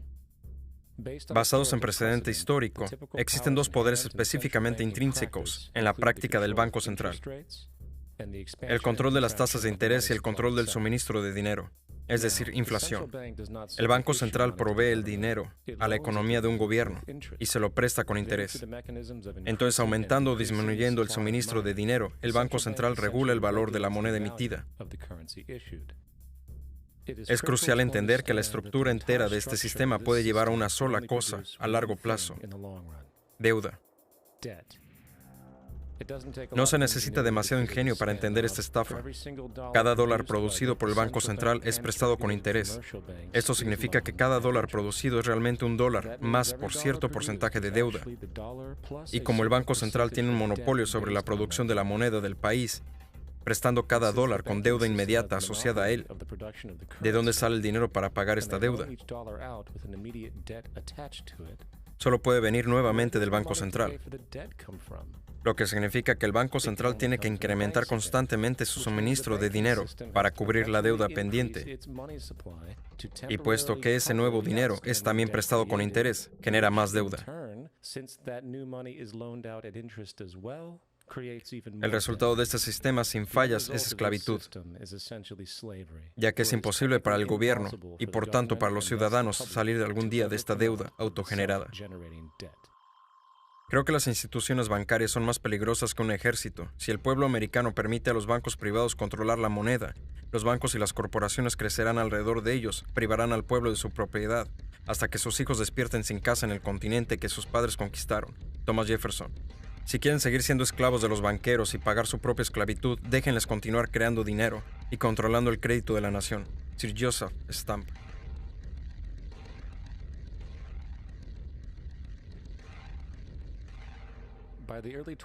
A principios del siglo XX, los Estados Unidos ya habían implementado y eliminado algunos sistemas de banco central, que fueron estafando a través de crueles intereses bancarios. En ese momento, las familias dominantes en banco y negocios eran los Rockefeller, los Morgan, los Warburg, los Rothschild. Y a principios de 1900 buscaron instalar una vez más leyes para crear otro banco central. Sin embargo, sabían que el gobierno y el público desconfiaban de tal institución.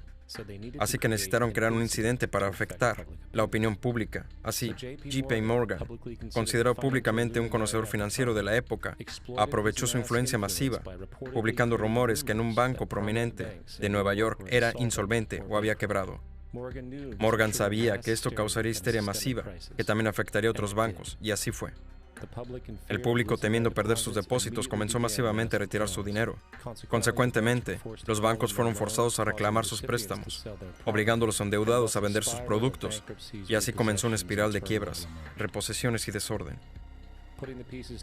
Poniendo las piezas en orden, unos años más tarde, el miembro del Congreso, Charles Lindbergh, dijo que en 1907 los banqueros principales pusieron en marcha un proyecto de gran escala. Habían apostado y especulado en Wall Street hasta fabricarse miles y miles de acciones y bonos inflados. Los banqueros conocían la situación y avisaron a sus amigos de lo que estaba por venir. Entonces hubo un pánico en otoño de 1907 que se anunciaría como el resultado de nuestras malas leyes bancarias y monetarias. El pánico de 1907 tuvo una investigación parlamentaria dirigida por el senador Nelson Aldrich, quien tenía lazos íntimos con los carteles bancarios y luego formó parte de la familia Rockefeller por casamiento. La comisión dirigida por Aldrich aconsejó que debería implementarse un banco central para evitar que un pánico como el de 1907 volviera a suceder. Esta fue la chispa que los banqueros internacionales necesitaban para iniciar su plan. En 1910 hubo una reunión secreta en la propiedad de J.P. Morgan en Jekyll Island, en las costas de Georgia. Fue ahí donde se escribió la ley del Banco Central llamada Acta de Reserva Federal. Esta legislación fue escrita por banqueros, no legisladores. Esa reunión fue tan secreta, tan oculta al conocimiento del gobierno o el público, que las 10 personas que formaron parte camuflajaron sus nombres cuando salieron de la isla. Después que esta ley fue elaborada, fue entregada a su figura política, el senador Nelson Aldrich, para introducirla en el Congreso. Y en 1913, con fuerte patrocinio político de parte de los banqueros, Woodrow Wilson fue presidente, habiendo ya aceptado firmar la Ley de Reserva Federal a cambio de apoyo en su campaña. Y 2 días antes de Navidad, cuando la mayor parte del Congreso estaba en casa con sus familias, la Ley de Reserva Federal se aprobó. Wilson, a su vez, lo hizo ley.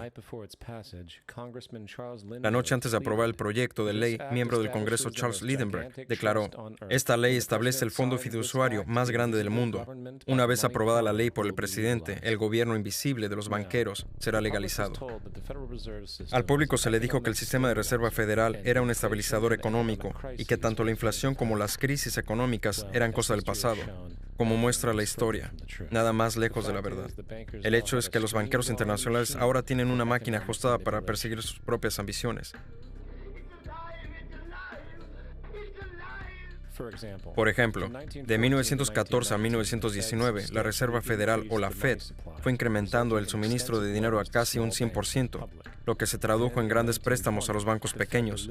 Así, en 1920, la Reserva retiró porcentajes masivos del suministro de dinero, forzando a los bancos menores a cancelar una enorme cantidad de préstamos. Y como en 1907 hubo corridas bancarias y quiebras y el subsiguiente colapso, más de 5.400 bancos competitivos fuera de la Fed colapsaron, consolidando todavía más el monopolio de un grupo pequeño de banqueros internacionales.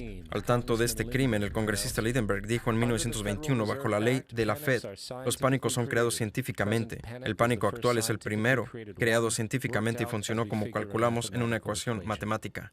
Sin embargo, el pánico de 1920 fue solo un comienzo. En 1921 a 1929, la Fed otra vez incrementó su suministro de dinero, otra vez resultando en grandes préstamos al público y los bancos.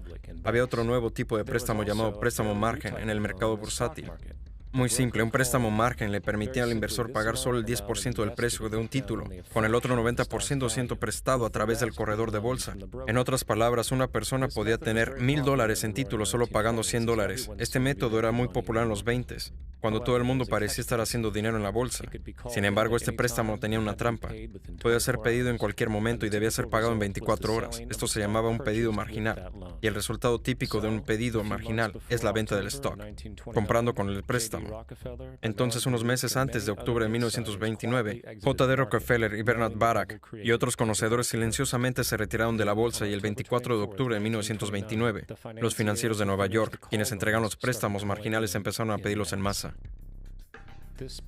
Esto provocó instantáneamente una venta masiva en el mercado, puesto que todos debían cubrir sus préstamos marginales. Esto disparó corridas masivas de bancos por la misma razón, a su vez colapsando 16,000 bancos, habilitando a los banqueros internacionales conspiradores a no solo comprar bancos rivales a descuento, sino también a comprar corporaciones completas por centavos de dólar. Fue el robo más grande de la historia americana. Pero eso no se detuvo ahí. En lugar de expandir el suministro de dinero para recuperar este colapso económico, la Fed en realidad lo redujo, alimentando una de las más grandes depresiones de la historia. Desilusionado, el congresista Louis McFadden, un viejo oponente del cártel bancario, comenzó a traer procedimientos de destitución contra la Junta de la Reserva Federal, declarando lo siguiente: Señor presidente, tenemos en este país una de las instituciones más corruptas que el mundo haya conocido. Me refiero a la Junta de la Reserva Federal y a sus bancos. Esta malvada institución ha empobrecido y arruinado al pueblo estadounidense, prácticamente llevando a nuestro gobierno a la bancarrota. Lo ha hecho por los defectos de la ley bajo la cual opera, por la mala administración de esa ley por parte de la Junta de la Reserva Federal y por las prácticas corruptas de los buitres adinerados que la controlan. Una vez reducido el pueblo a la miseria, los banqueros de la Fed decidieron que el patrón oro debería ser eliminado. Para conseguir esto necesitaban quedarse con el oro remanente en el sistema, así que bajo la pretensión de ayudar a ponerle fin a la depresión, se puso en marcha en 1933 la recuperación del oro. Bajo pena de cárcel de 10 años, todos los estadounidenses fueron exhortados a entregar todo el oro al Departamento de Tesoro, esencialmente robando a la gente de la poca riqueza que les quedaba. A fines de 1933, el patrón oro fue abolido. Si miras un billete de dólar antes de 1933, dice que es convertible en oro. Si miras un billete de dólar actual, dice que la moneda es de curso legal, lo que quiere decir que no tiene absolutamente ningún respaldo. Es papel sin valor. Lo único que le da valor al dinero hoy en día es la fe que está detrás de él y cuánta moneda hay en circulación. Por tanto, el poder regular del suministro de dinero es también poder regular su valor, que también es el poder de manipular y controlar economías enteras. Quien controla el volumen de dinero en un país es dueño absoluto de toda la industria y el comercio. James A. Garfield. Es importante entender una cosa. La Reserva Federal es una entidad privada y como tal tiene sus propias reglas y no es sujeta a casi ninguna regulación por parte del gobierno estadounidense. Es un banco privado que presta toda la moneda con interés al gobierno, completamente consistente con el modelo del Banco Central fraudulento del que América buscó escapar cuando declaró su independencia.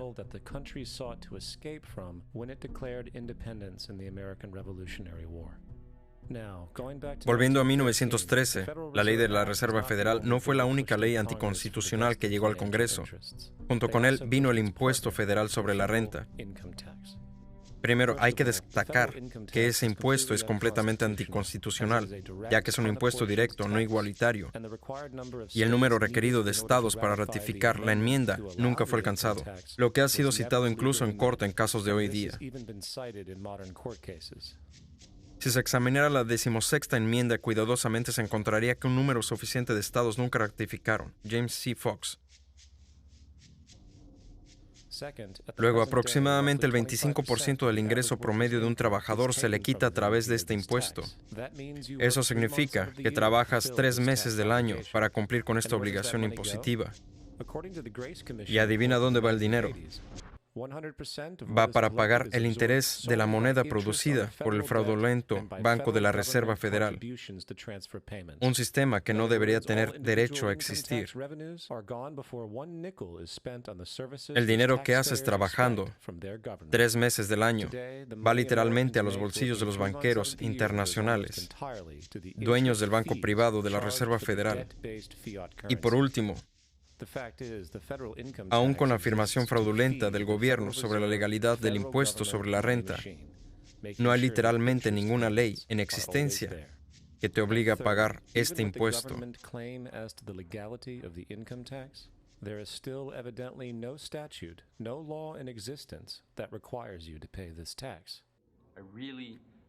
Realmente esperaba que por supuesto hubiera una ley que pudiera señalar en el Código de Leyes que requiera que presentes el retorno del impuesto. Estuve en un punto donde no pude encontrar la ley que claramente haga una persona culpable, así que no tuve más remedio que renunciar.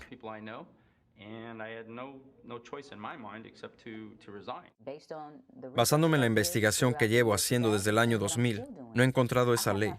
Le he preguntado al Congreso, a un montón de gente. Le he preguntado a ayudantes del comisionado del IRS y no pueden contestarme, porque si contestan, el pueblo americano va a saber que todo esto es un fraude. No he presentado mi declaración de renta desde que renuncié. No he hecho ninguna declaración sobre ingresos desde 1999. Pero el control de la economía y el robo perpetuo de riqueza es solo una cara de la moneda que los banqueros tienen en sus manos. La otra herramienta para incrementar ganancias y control es la guerra. Desde el origen de la Reserva Federal de 1913, un número de grandes y pequeñas guerras han comenzado. Las 3 más profundas fueron la Primera Guerra Mundial, la Segunda Guerra Mundial y la Guerra de Vietnam. La Primera Guerra Mundial en 1914. Las guerras europeas empezaron centradas alrededor de Inglaterra y Alemania. El pueblo estadounidense no quería tener nada que ver con la guerra y el presidente Wilson públicamente declaró neutralidad. Sin embargo, bajo la superficie, la administración buscaba alguna excusa para poder entrar en la guerra.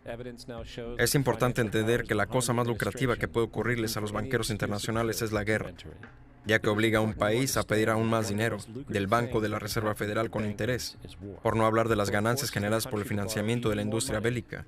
En las palabras del congresista Smedley D. Butler, la guerra es un fraude, siempre lo ha sido. Es posiblemente el más antiguo de todos, el más rentable y seguramente el más vicioso. Es el único de alcance internacional y el único donde las ganancias se contabilizan en dólares y las pérdidas en vidas.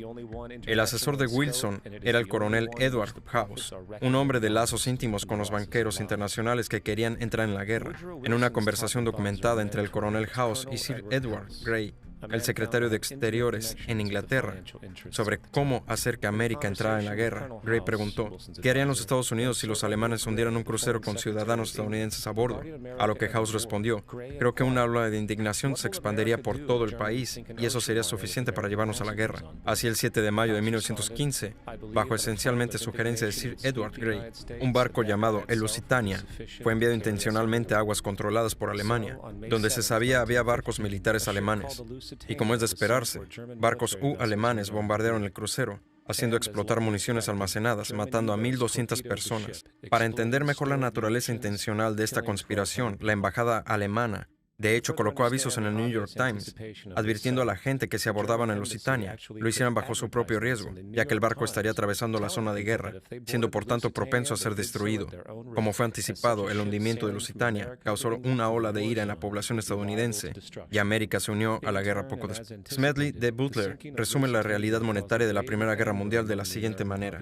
Mirando hacia atrás, Woodrow Wilson fue reelegido presidente en 1916 en una plataforma de mantenernos fuera de la guerra. Sin embargo, 5 meses después pidió al Congreso que declarara la guerra a Alemania. En ese intervalo de 5 meses, a la gente no se le había preguntado si había cambiado de opinión, ni se les preguntó a los 4 millones de jóvenes que se pusieron uniformes y marcharon a pie o navegaron en barcos si querían salir a sufrir y morir. Entonces, ¿qué pasó con nuestro gobierno que cambiara de opinión tan bruscamente? Dinero. La Comisión Aliada llegó poco antes de la declaración de guerra y llamó al presidente. El presidente convocó un grupo de asesores. El jefe de la comisión habló, despojado de su lenguaje diplomático. Esto es lo que le dijo al presidente y a su grupo. No vale la pena seguir engañándonos. La causa de los aliados está perdida. Ahora les debemos a los banqueros, fabricantes, especuladores y exportadores estadounidenses 5 o 6 mil millones de dólares. Si perdemos y sin ayuda de Estados Unidos, perderemos. Inglaterra, Francia e Italia no podrán devolver este dinero y Alemania no lo hará. Los estadísticos, economistas e investigadores han estimado que la guerra generó 16 mil millones en ganancias. Así se hicieron los 21 mil multimillonarios y millonarios. Estos 16 mil millones de ganancias no deben de ser despreciados. Es mucho dinero que acabó repartido entre unos pocos. Segunda Guerra Mundial. El 7 de diciembre de 1941, Japón atacó la flota americana en Pearl Harbor, provocando nuestra entrada en la guerra. El presidente Franklin D. Roosevelt declaró que el ataque fue un día que viviría en la infamia. Un día en la infamia, seguramente, pero no por el supuesto ataque sorpresa sobre Pearl Harbor. Luego de 60 años de información saliendo a la superficie, es claro que no solo el ataque sobre Pearl Harbor era conocido semanas antes, fue deseado y provocado. Roosevelt, en cuya familia había sido banqueros desde el siglo XVIII, cuyo tío Frederick estuvo en la Junta de la Reserva Federal original, estaba muy a favor de los intereses de los banqueros internacionales y el interés era entrar en la guerra. Y como hemos visto, nada es más beneficioso para los banqueros internacionales que la guerra. En la entrada en el diario del secretario de Guerra Roosevelt, Henry Stedman, fecha de 25 de noviembre de 1941, él documentó una conversación que tuvo con Roosevelt. La cuestión era cómo maniobraríamos para que hagan el primer disparo. Era deseable asegurarse que los japoneses fueran los que hicieran esto, para que no hubiera dudas de quiénes eran los agresores. En los meses que precedieron al ataque de Pearl Harbor, Roosevelt hizo todo lo posible para enfadar a los japoneses, mostrando una postura de agresión. Él detuvo todas las importaciones japonesas de petróleo americano, congeló todos los bienes japoneses en los Estados Unidos, hizo públicos préstamos a la China nacionalista y entregó ayuda militar a los británicos, ambos enemigos de Japón en la guerra, que dicho sea de paso va en contra de las reglas de guerra internacionales. Y el 4 de diciembre, 3 días antes del ataque, la inteligencia australiana advirtió a Roosevelt sobre una fuerza de ataque japonés moviéndose hacia Pearl Harbor. Roosevelt la ignoró. Entonces, como fue deseado y permitido, el 7 de diciembre, Japón atacó Pearl Harbor matando 2.400 soldados. Antes de Pearl Harbor, el 83% del público americano no quería tener nada que ver con la guerra. Después de Pearl Harbor, 1 millón de hombres se ofrecieron como voluntarios para la guerra. Cabe destacar que el efecto de la guerra de la Alemania nazi era ampliamente apoyado por dos organizaciones, una de las cuales era llamada E.J. Farben. Esta produjo el 84% de los explosivos alemanes y aún Zyklon B, usando en los campos de concentración para matar a millones. Uno de los socios no conocidos de I.G. Farben fue Standard Oil Company de G. Day Rockefeller en América. De hecho, la Fuerza Aérea Alemana no podía operar sin un aditivo especial creado por Standard Oil de Rockefeller. El drástico bombardeo alemán a Londres, por ejemplo, fue posible gracias a una venta de $20 millones de combustible de E.J. Farben, de Standard Oil Company de Rockefeller. Este es solo un pequeño ejemplo de cómo empresas americanas solventaron ambos lados de la Segunda Guerra Mundial. Una de las otras organizaciones traidoras que vale la pena nombrar es la Union Banking Corp de New York. No solo financió numerosos aspectos del ascenso al poder de Hitler, junto con materiales reales durante la guerra, era también un banco para lavar dinero nazi. Esto fue eventualmente descubierto por tener millones de dólares de dinero nazi en sus bóvedas. La Union Banking Corporation de New York fue eventualmente requisada por violación de la ley de negocios con el enemigo. Adivina quién fue el director y vicepresidente de la Union Bank en aquel entonces: Prescott Bush, el abuelo de nuestro presidente actual, y por supuesto el padre de nuestro presidente anterior. Tengamos esto bien presente al considerar las disposiciones morales y políticas de la familia Bush. Vietnam. La declaración de guerra de los Estados Unidos a Vietnam del Norte en 1964 tuvo lugar después de un supuesto incidente involucrando barcos destructores americanos siendo atacados por barcos PT de Vietnam del Norte en el Golfo de Tonkin. Esto fue conocido como el incidente del Golfo de Tonkin. Esta única situación fue el pretexto para el despliegue masivo de tropas y guerra completa. Sin embargo, hay un problema. El ataque sobre los destructores americanos por los barcos vietnamitas nunca sucedió. El anterior secretario de Defensa, Robert McNamara, dijo años después que el incidente del Golfo de Tonkin fue un error, mientras que muchos otros conocedores y oficiales han hecho público que fue una farsa preparada, una completa mentira. Una vez más, una guerra. Era como siempre. En octubre de 1966, el presidente Lyndon Johnson levantó restricciones comerciales en el bloque soviético, a sabiendas que los rusos suministraban hasta el 80% de provisiones de guerra a Vietnam. A continuación, los Rockefeller financiaron fábricas en la Unión Soviética, que los rusos usaban para fabricar armas y enviarlas a Vietnam del Norte. Sin embargo, la financiación de ambos lados del conflicto era solo una carta de la moneda. En 1985, las reglas de combate de Vietnam fueron públicas, detallando qué podían y qué no podían hacer las tropas militares en la guerra. Incluían cosas absurdas como que los sistemas de misiles contra aviones no podrían ser bombardeados hasta que se confirmara que fueran completamente funcionales.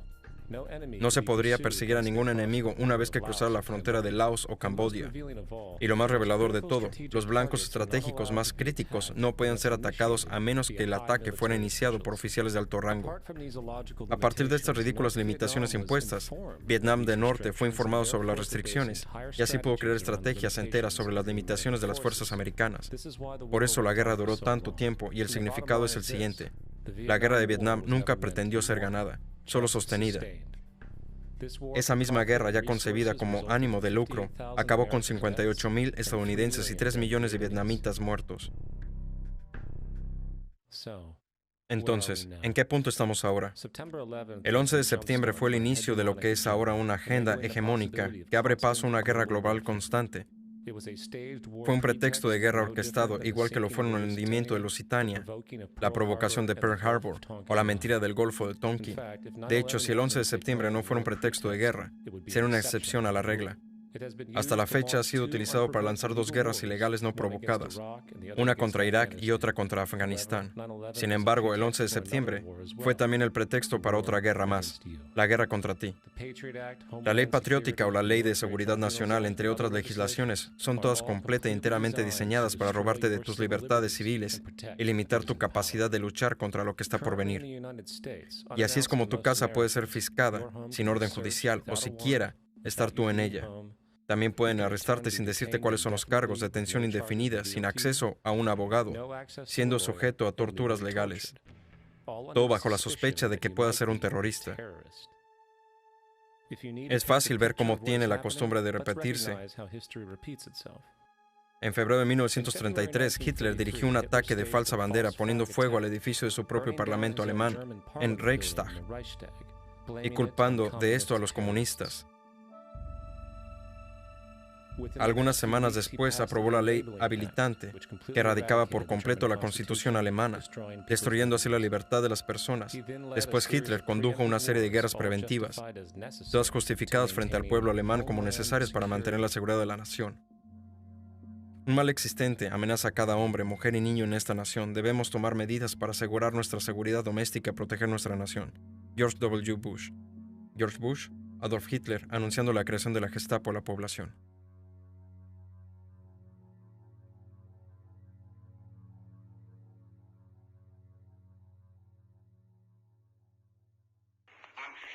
En cuanto al comunismo y sus organizaciones, no deberían obstaculizar las cuestiones.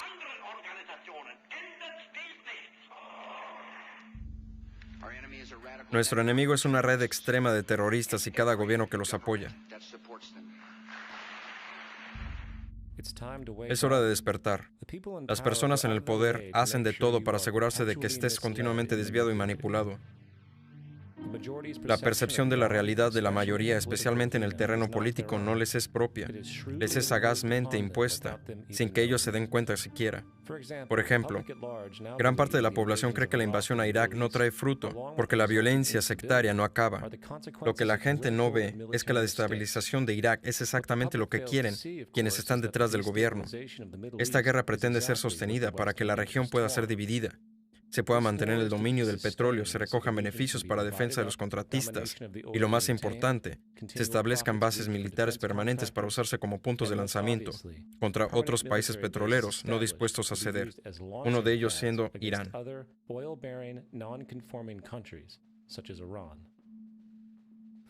Para ver que la guerra civil y la desestabilización es puramente intencional, miremos un caso de 2005, cuando 2 comandos ingleses fueron detenidos por la policía iraquí tras conducir, vestidos de árabes, un vehículo del que disparaban a civiles. Una vez en la cárcel en Basra, el ejército británico pidió que a ambos hombres se les retiraran los cargos. Cuando el gobierno de Basra se negó, tanques ingleses irrumpieron, literalmente sacaron fuera a los 2 hombres de la prisión de Basra. Si quieres dejar una zona hecha pedazos, ¿cómo lo haces? Hay 2 maneras. Puedes ir y bombardearla, pero eso no es muy eficiente. Mejor es intentar que la gente que vive en la zona se mate entre sí y destruya sus propias tierras, sus propias granjas, y es lo que se ha conseguido en esa zona. La manera de deshacerse de un oponente es hacerle destruirse a sí mismo, dividiendo sus rangos entre sí. Así alimentas ambos lados que acaban eliminándose entre ellos. Y ya es hora que alguno de nosotros nos demos cuenta de ello. Empezamos a comprender que la gente que trata de mantener y crear imperios lo hace manipulando a la gente que ellos mismos quieren conquistar en primer lugar.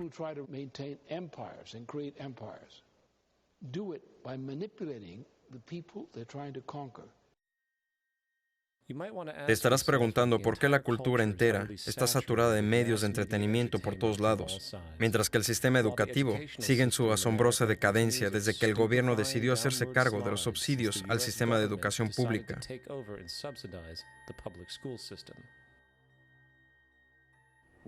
Lo que tu gobierno siembra, lo cosecha. Cuando entendamos eso, entonces miraremos a las instituciones educativas y veremos el tipo de estudiante y de educación que producen estas escuelas financiadas por el gobierno. El sentido común indica que si lo que generan esas escuelas no está de acuerdo con lo que el Estado y el gobierno federal realmente quisieran, entonces debería haber cambiado. La idea es que el gobierno está consiguiendo justo lo que quiere conseguir. Ellos no quieren que tus hijos tengan una buena educación. No quieren que pienses demasiado. Es por eso que nuestro país y nuestro mundo se volvió tan prolífero con entretenimiento, medios de comunicación masivos, parques temáticos, drogas, alcohol y todo tipo de distracciones, con el único fin de mantener la mente humana ocupada durante todo el tiempo, para no meter palos en las ruedas de la gente importante por pensar demasiado. And every kind of entertainment to keep the human mind entertained so that you don't get in the way of important people by doing too much thinking. Mejor despierta y entiende que hay gente que está manejando tu vida y tú ni te das cuenta. En un buen jardín nos hemos metido, porque vosotros y millones de personas como vosotros me están escuchando ahora mismo, porque menos del 3% de vosotros lee libros, porque menos del 15% lee diarios, porque la única verdad que conocéis es la que os llega a través de este tubo. Ahora mismo hay una generación entera de personas que nunca conocieron nada que no haya salido por este tubo. Este tubo es evangelio, la última revelación. Este tubo puede hacer o nacer o derrumbar a los presidentes, papas, ministros.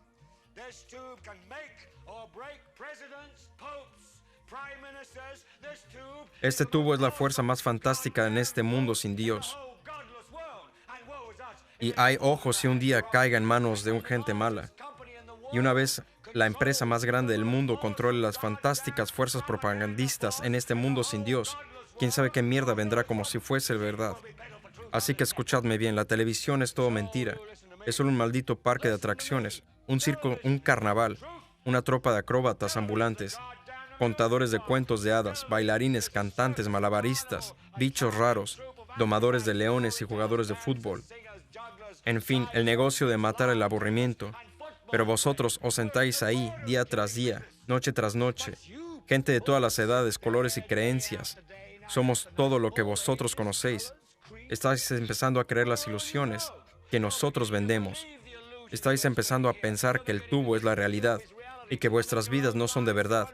Acabáis haciendo lo que el tubo os dice. Os vestís como en el tubo. Coméis lo que sale en el tubo. Educáis a vuestros hijos como lo hacen en el tubo. Y hasta pensáis como en el tubo. Esto es locura masiva. Estáis todos locos. Pero por Dios, vosotros sois de verdad. Nosotros somos la ilusión. Lo único que quieren los hombres detrás de la cortina es una población consciente e informada, con un sentido de crítica. Por eso que no para de llegarnos un falso zeitgeist, por vía de la religión, los medios y el sistema escolar. Buscan mantenerte en una burbuja de distracciones e inocencia, y están haciendo un muy buen trabajo, admitámoslo.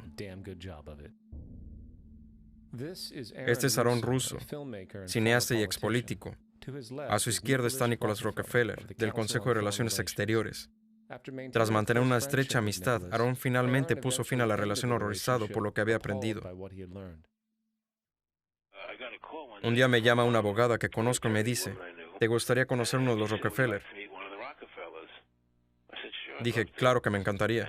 Nos hicimos amigos y comenzó a revelarme un montón de cosas. Entonces una noche me dijo, va a haber un evento, Aaron, y a partir de ese evento Vamos a ir a Afganistán. Así podremos poner tuberías desde el mar Caspio. Vamos a ir a Irak para llevarnos el petróleo y establecer una base en el Medio Oriente. Y vamos a ir a Venezuela y sacar a Chávez. Las dos primeras las lograron con Chávez, no funcionó. Me dijo también, verás a tipos yendo a cuevas buscando a personas que nunca van a encontrar. Él se reía del hecho que tenemos esta guerra contra el terrorismo y no hay un enemigo real. Estaba hablando de cómo teniendo esta guerra nunca la puedes ganar, porque es una guerra eterna. Así siempre puedes seguir quitándole libertades a la gente.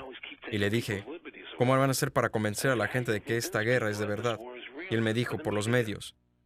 Los medios pueden convencer a todos de que esto es verdad. Vas hablando de cosas, las repites una y otra vez, y un día la gente acaba creyéndoselo. O sea, la creación de la Reserva Federal en 1913 fue una mentira. El 11 de septiembre es otra mentira. Gracias al 11 de septiembre estás librando una guerra contra el terrorismo. Y ahora vas a Irak. Tienes miras puestas en Irán. Una cosa lleva a la otra, y así sin fin. Y yo le decía, ¿para qué haces todo esto? Tienes todo el dinero del mundo, todo el poder que quieras. La gente sufre por tu culpa, no es bueno. Y él decía, ¿por qué te preocupa la gente? Cuídate a ti mismo y a tu familia. Y luego le dije, ¿pero cuál es el objetivo definitivo aquí? Él dijo, colocarle a todo el mundo un chip REFIT, es decir, un sistema de identificación por radiofrecuencia, y que el dinero esté almacenado ahí, junto con todo lo demás. Y si alguien quiere protestar o tiene alguna queja con lo que hacemos, le apagamos el chip y ya está.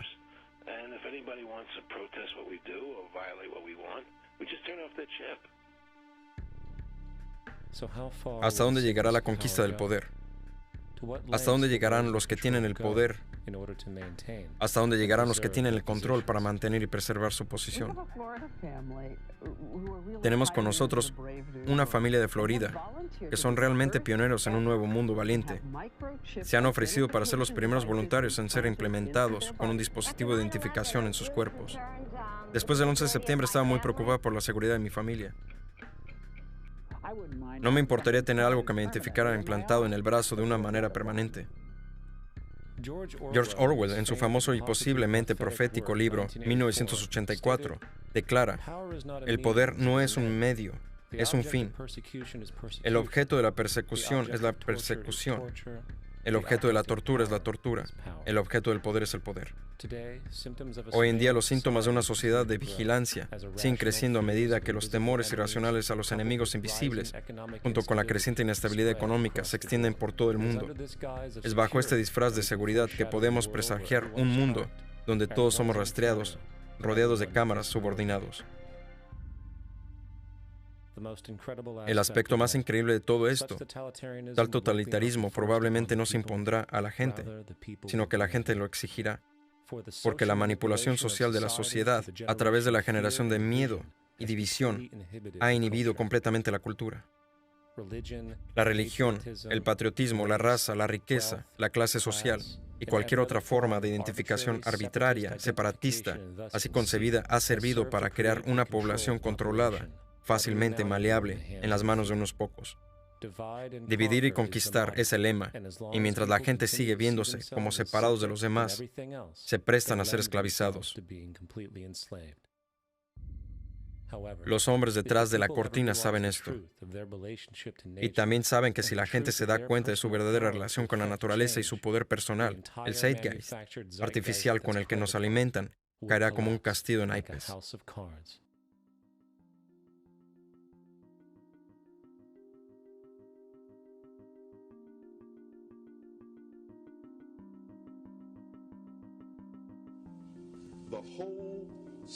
Todo el sistema en el que vivimos nos enseña que no tenemos poder, que somos débiles, que la sociedad es mala y está llena de crímenes y demás.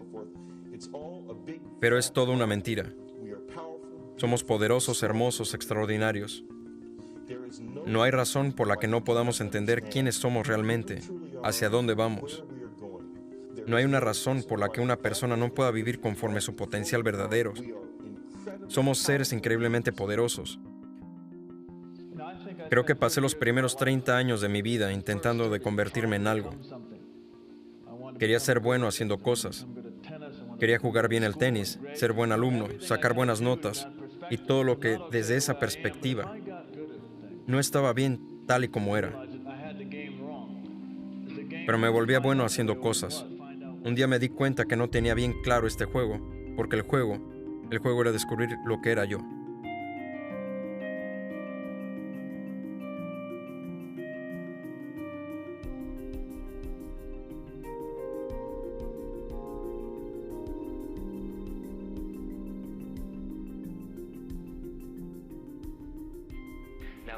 En nuestra cultura hemos sido entrenados para resaltar las diferencias individuales. Así es que miras a cada persona y lo que nos impacta inmediatamente es ella o él siendo más inteligente, más tonta, más vieja, más joven, más rica, más pobre. Y hacemos estas distinciones dimensionales y las ponemos en categorías y así las tratamos. Por tanto, vemos a los demás como separados de nosotros mismos, como seres diferentes. Pero una de las mejores cosas que tiene la vida es estar con otra persona y de repente ver cómo se parece a ti, no cómo se diferencia, y experimentar que lo que te hace, lo que eres, también me hace a mí, lo que soy. El entender de que no hay otro, es todo uno. Yo nací siendo Richard Albert, nací siendo un ser humano. Y todo esto de quién soy, si soy bueno o malo, si llego a ser alguien o no, todo eso se aprende en el camino. Cuando el poder del amor gane al amor del poder, el mundo conocerá la paz. Sri Chinmoy Ghosh.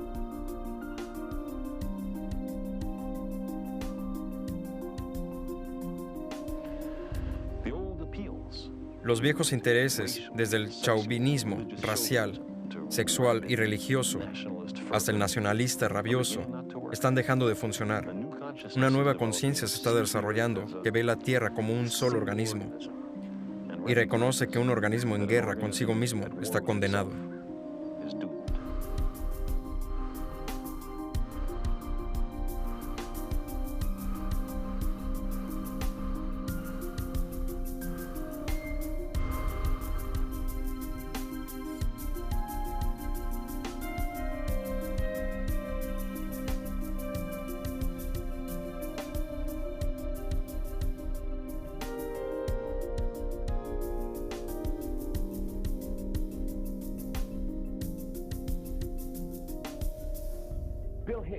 Bill Hicks solía terminar sus monólogos con esta frase: la vida es como un viaje en la montaña rusa. Te subes, piensas que es real, porque así de poderosas son nuestras mentes. El coche sube y baja y das vueltas, te emociona, te da sustos y hasta brilla. Y es muy ruidoso y muy divertido por un rato. Otros que llevan ahí mucho tiempo empiezan a preguntarse, ¿esto es de verdad o es solo un viaje? Mientras que otros vuelven a subirse y nos dicen, oye, no te preocupes y no tengas miedo, porque esto es solo un viaje. Y a las personas que nos lo dicen las matamos. Habrá que callarlo, que tengo mucho invertido en este viaje. Haced que se calle. Mira mi ceño fruncido, mi gran cuenta bancaria. Y mi familia tiene que ser real. Pero no, es solo un viaje. Y nosotros matamos a estos tipos buenos que tratan de decírnoslos. ¿Os habéis fijado? Les matamos mientras que los malos se salen con la suya. Pero no importa, porque es solo un viaje y podemos bajarnos cuando queramos. Basta con tomar una decisión, sin esfuerzo, sin trabajo, sin ahorros. Solo una decisión ahora mismo entre miedo y amor.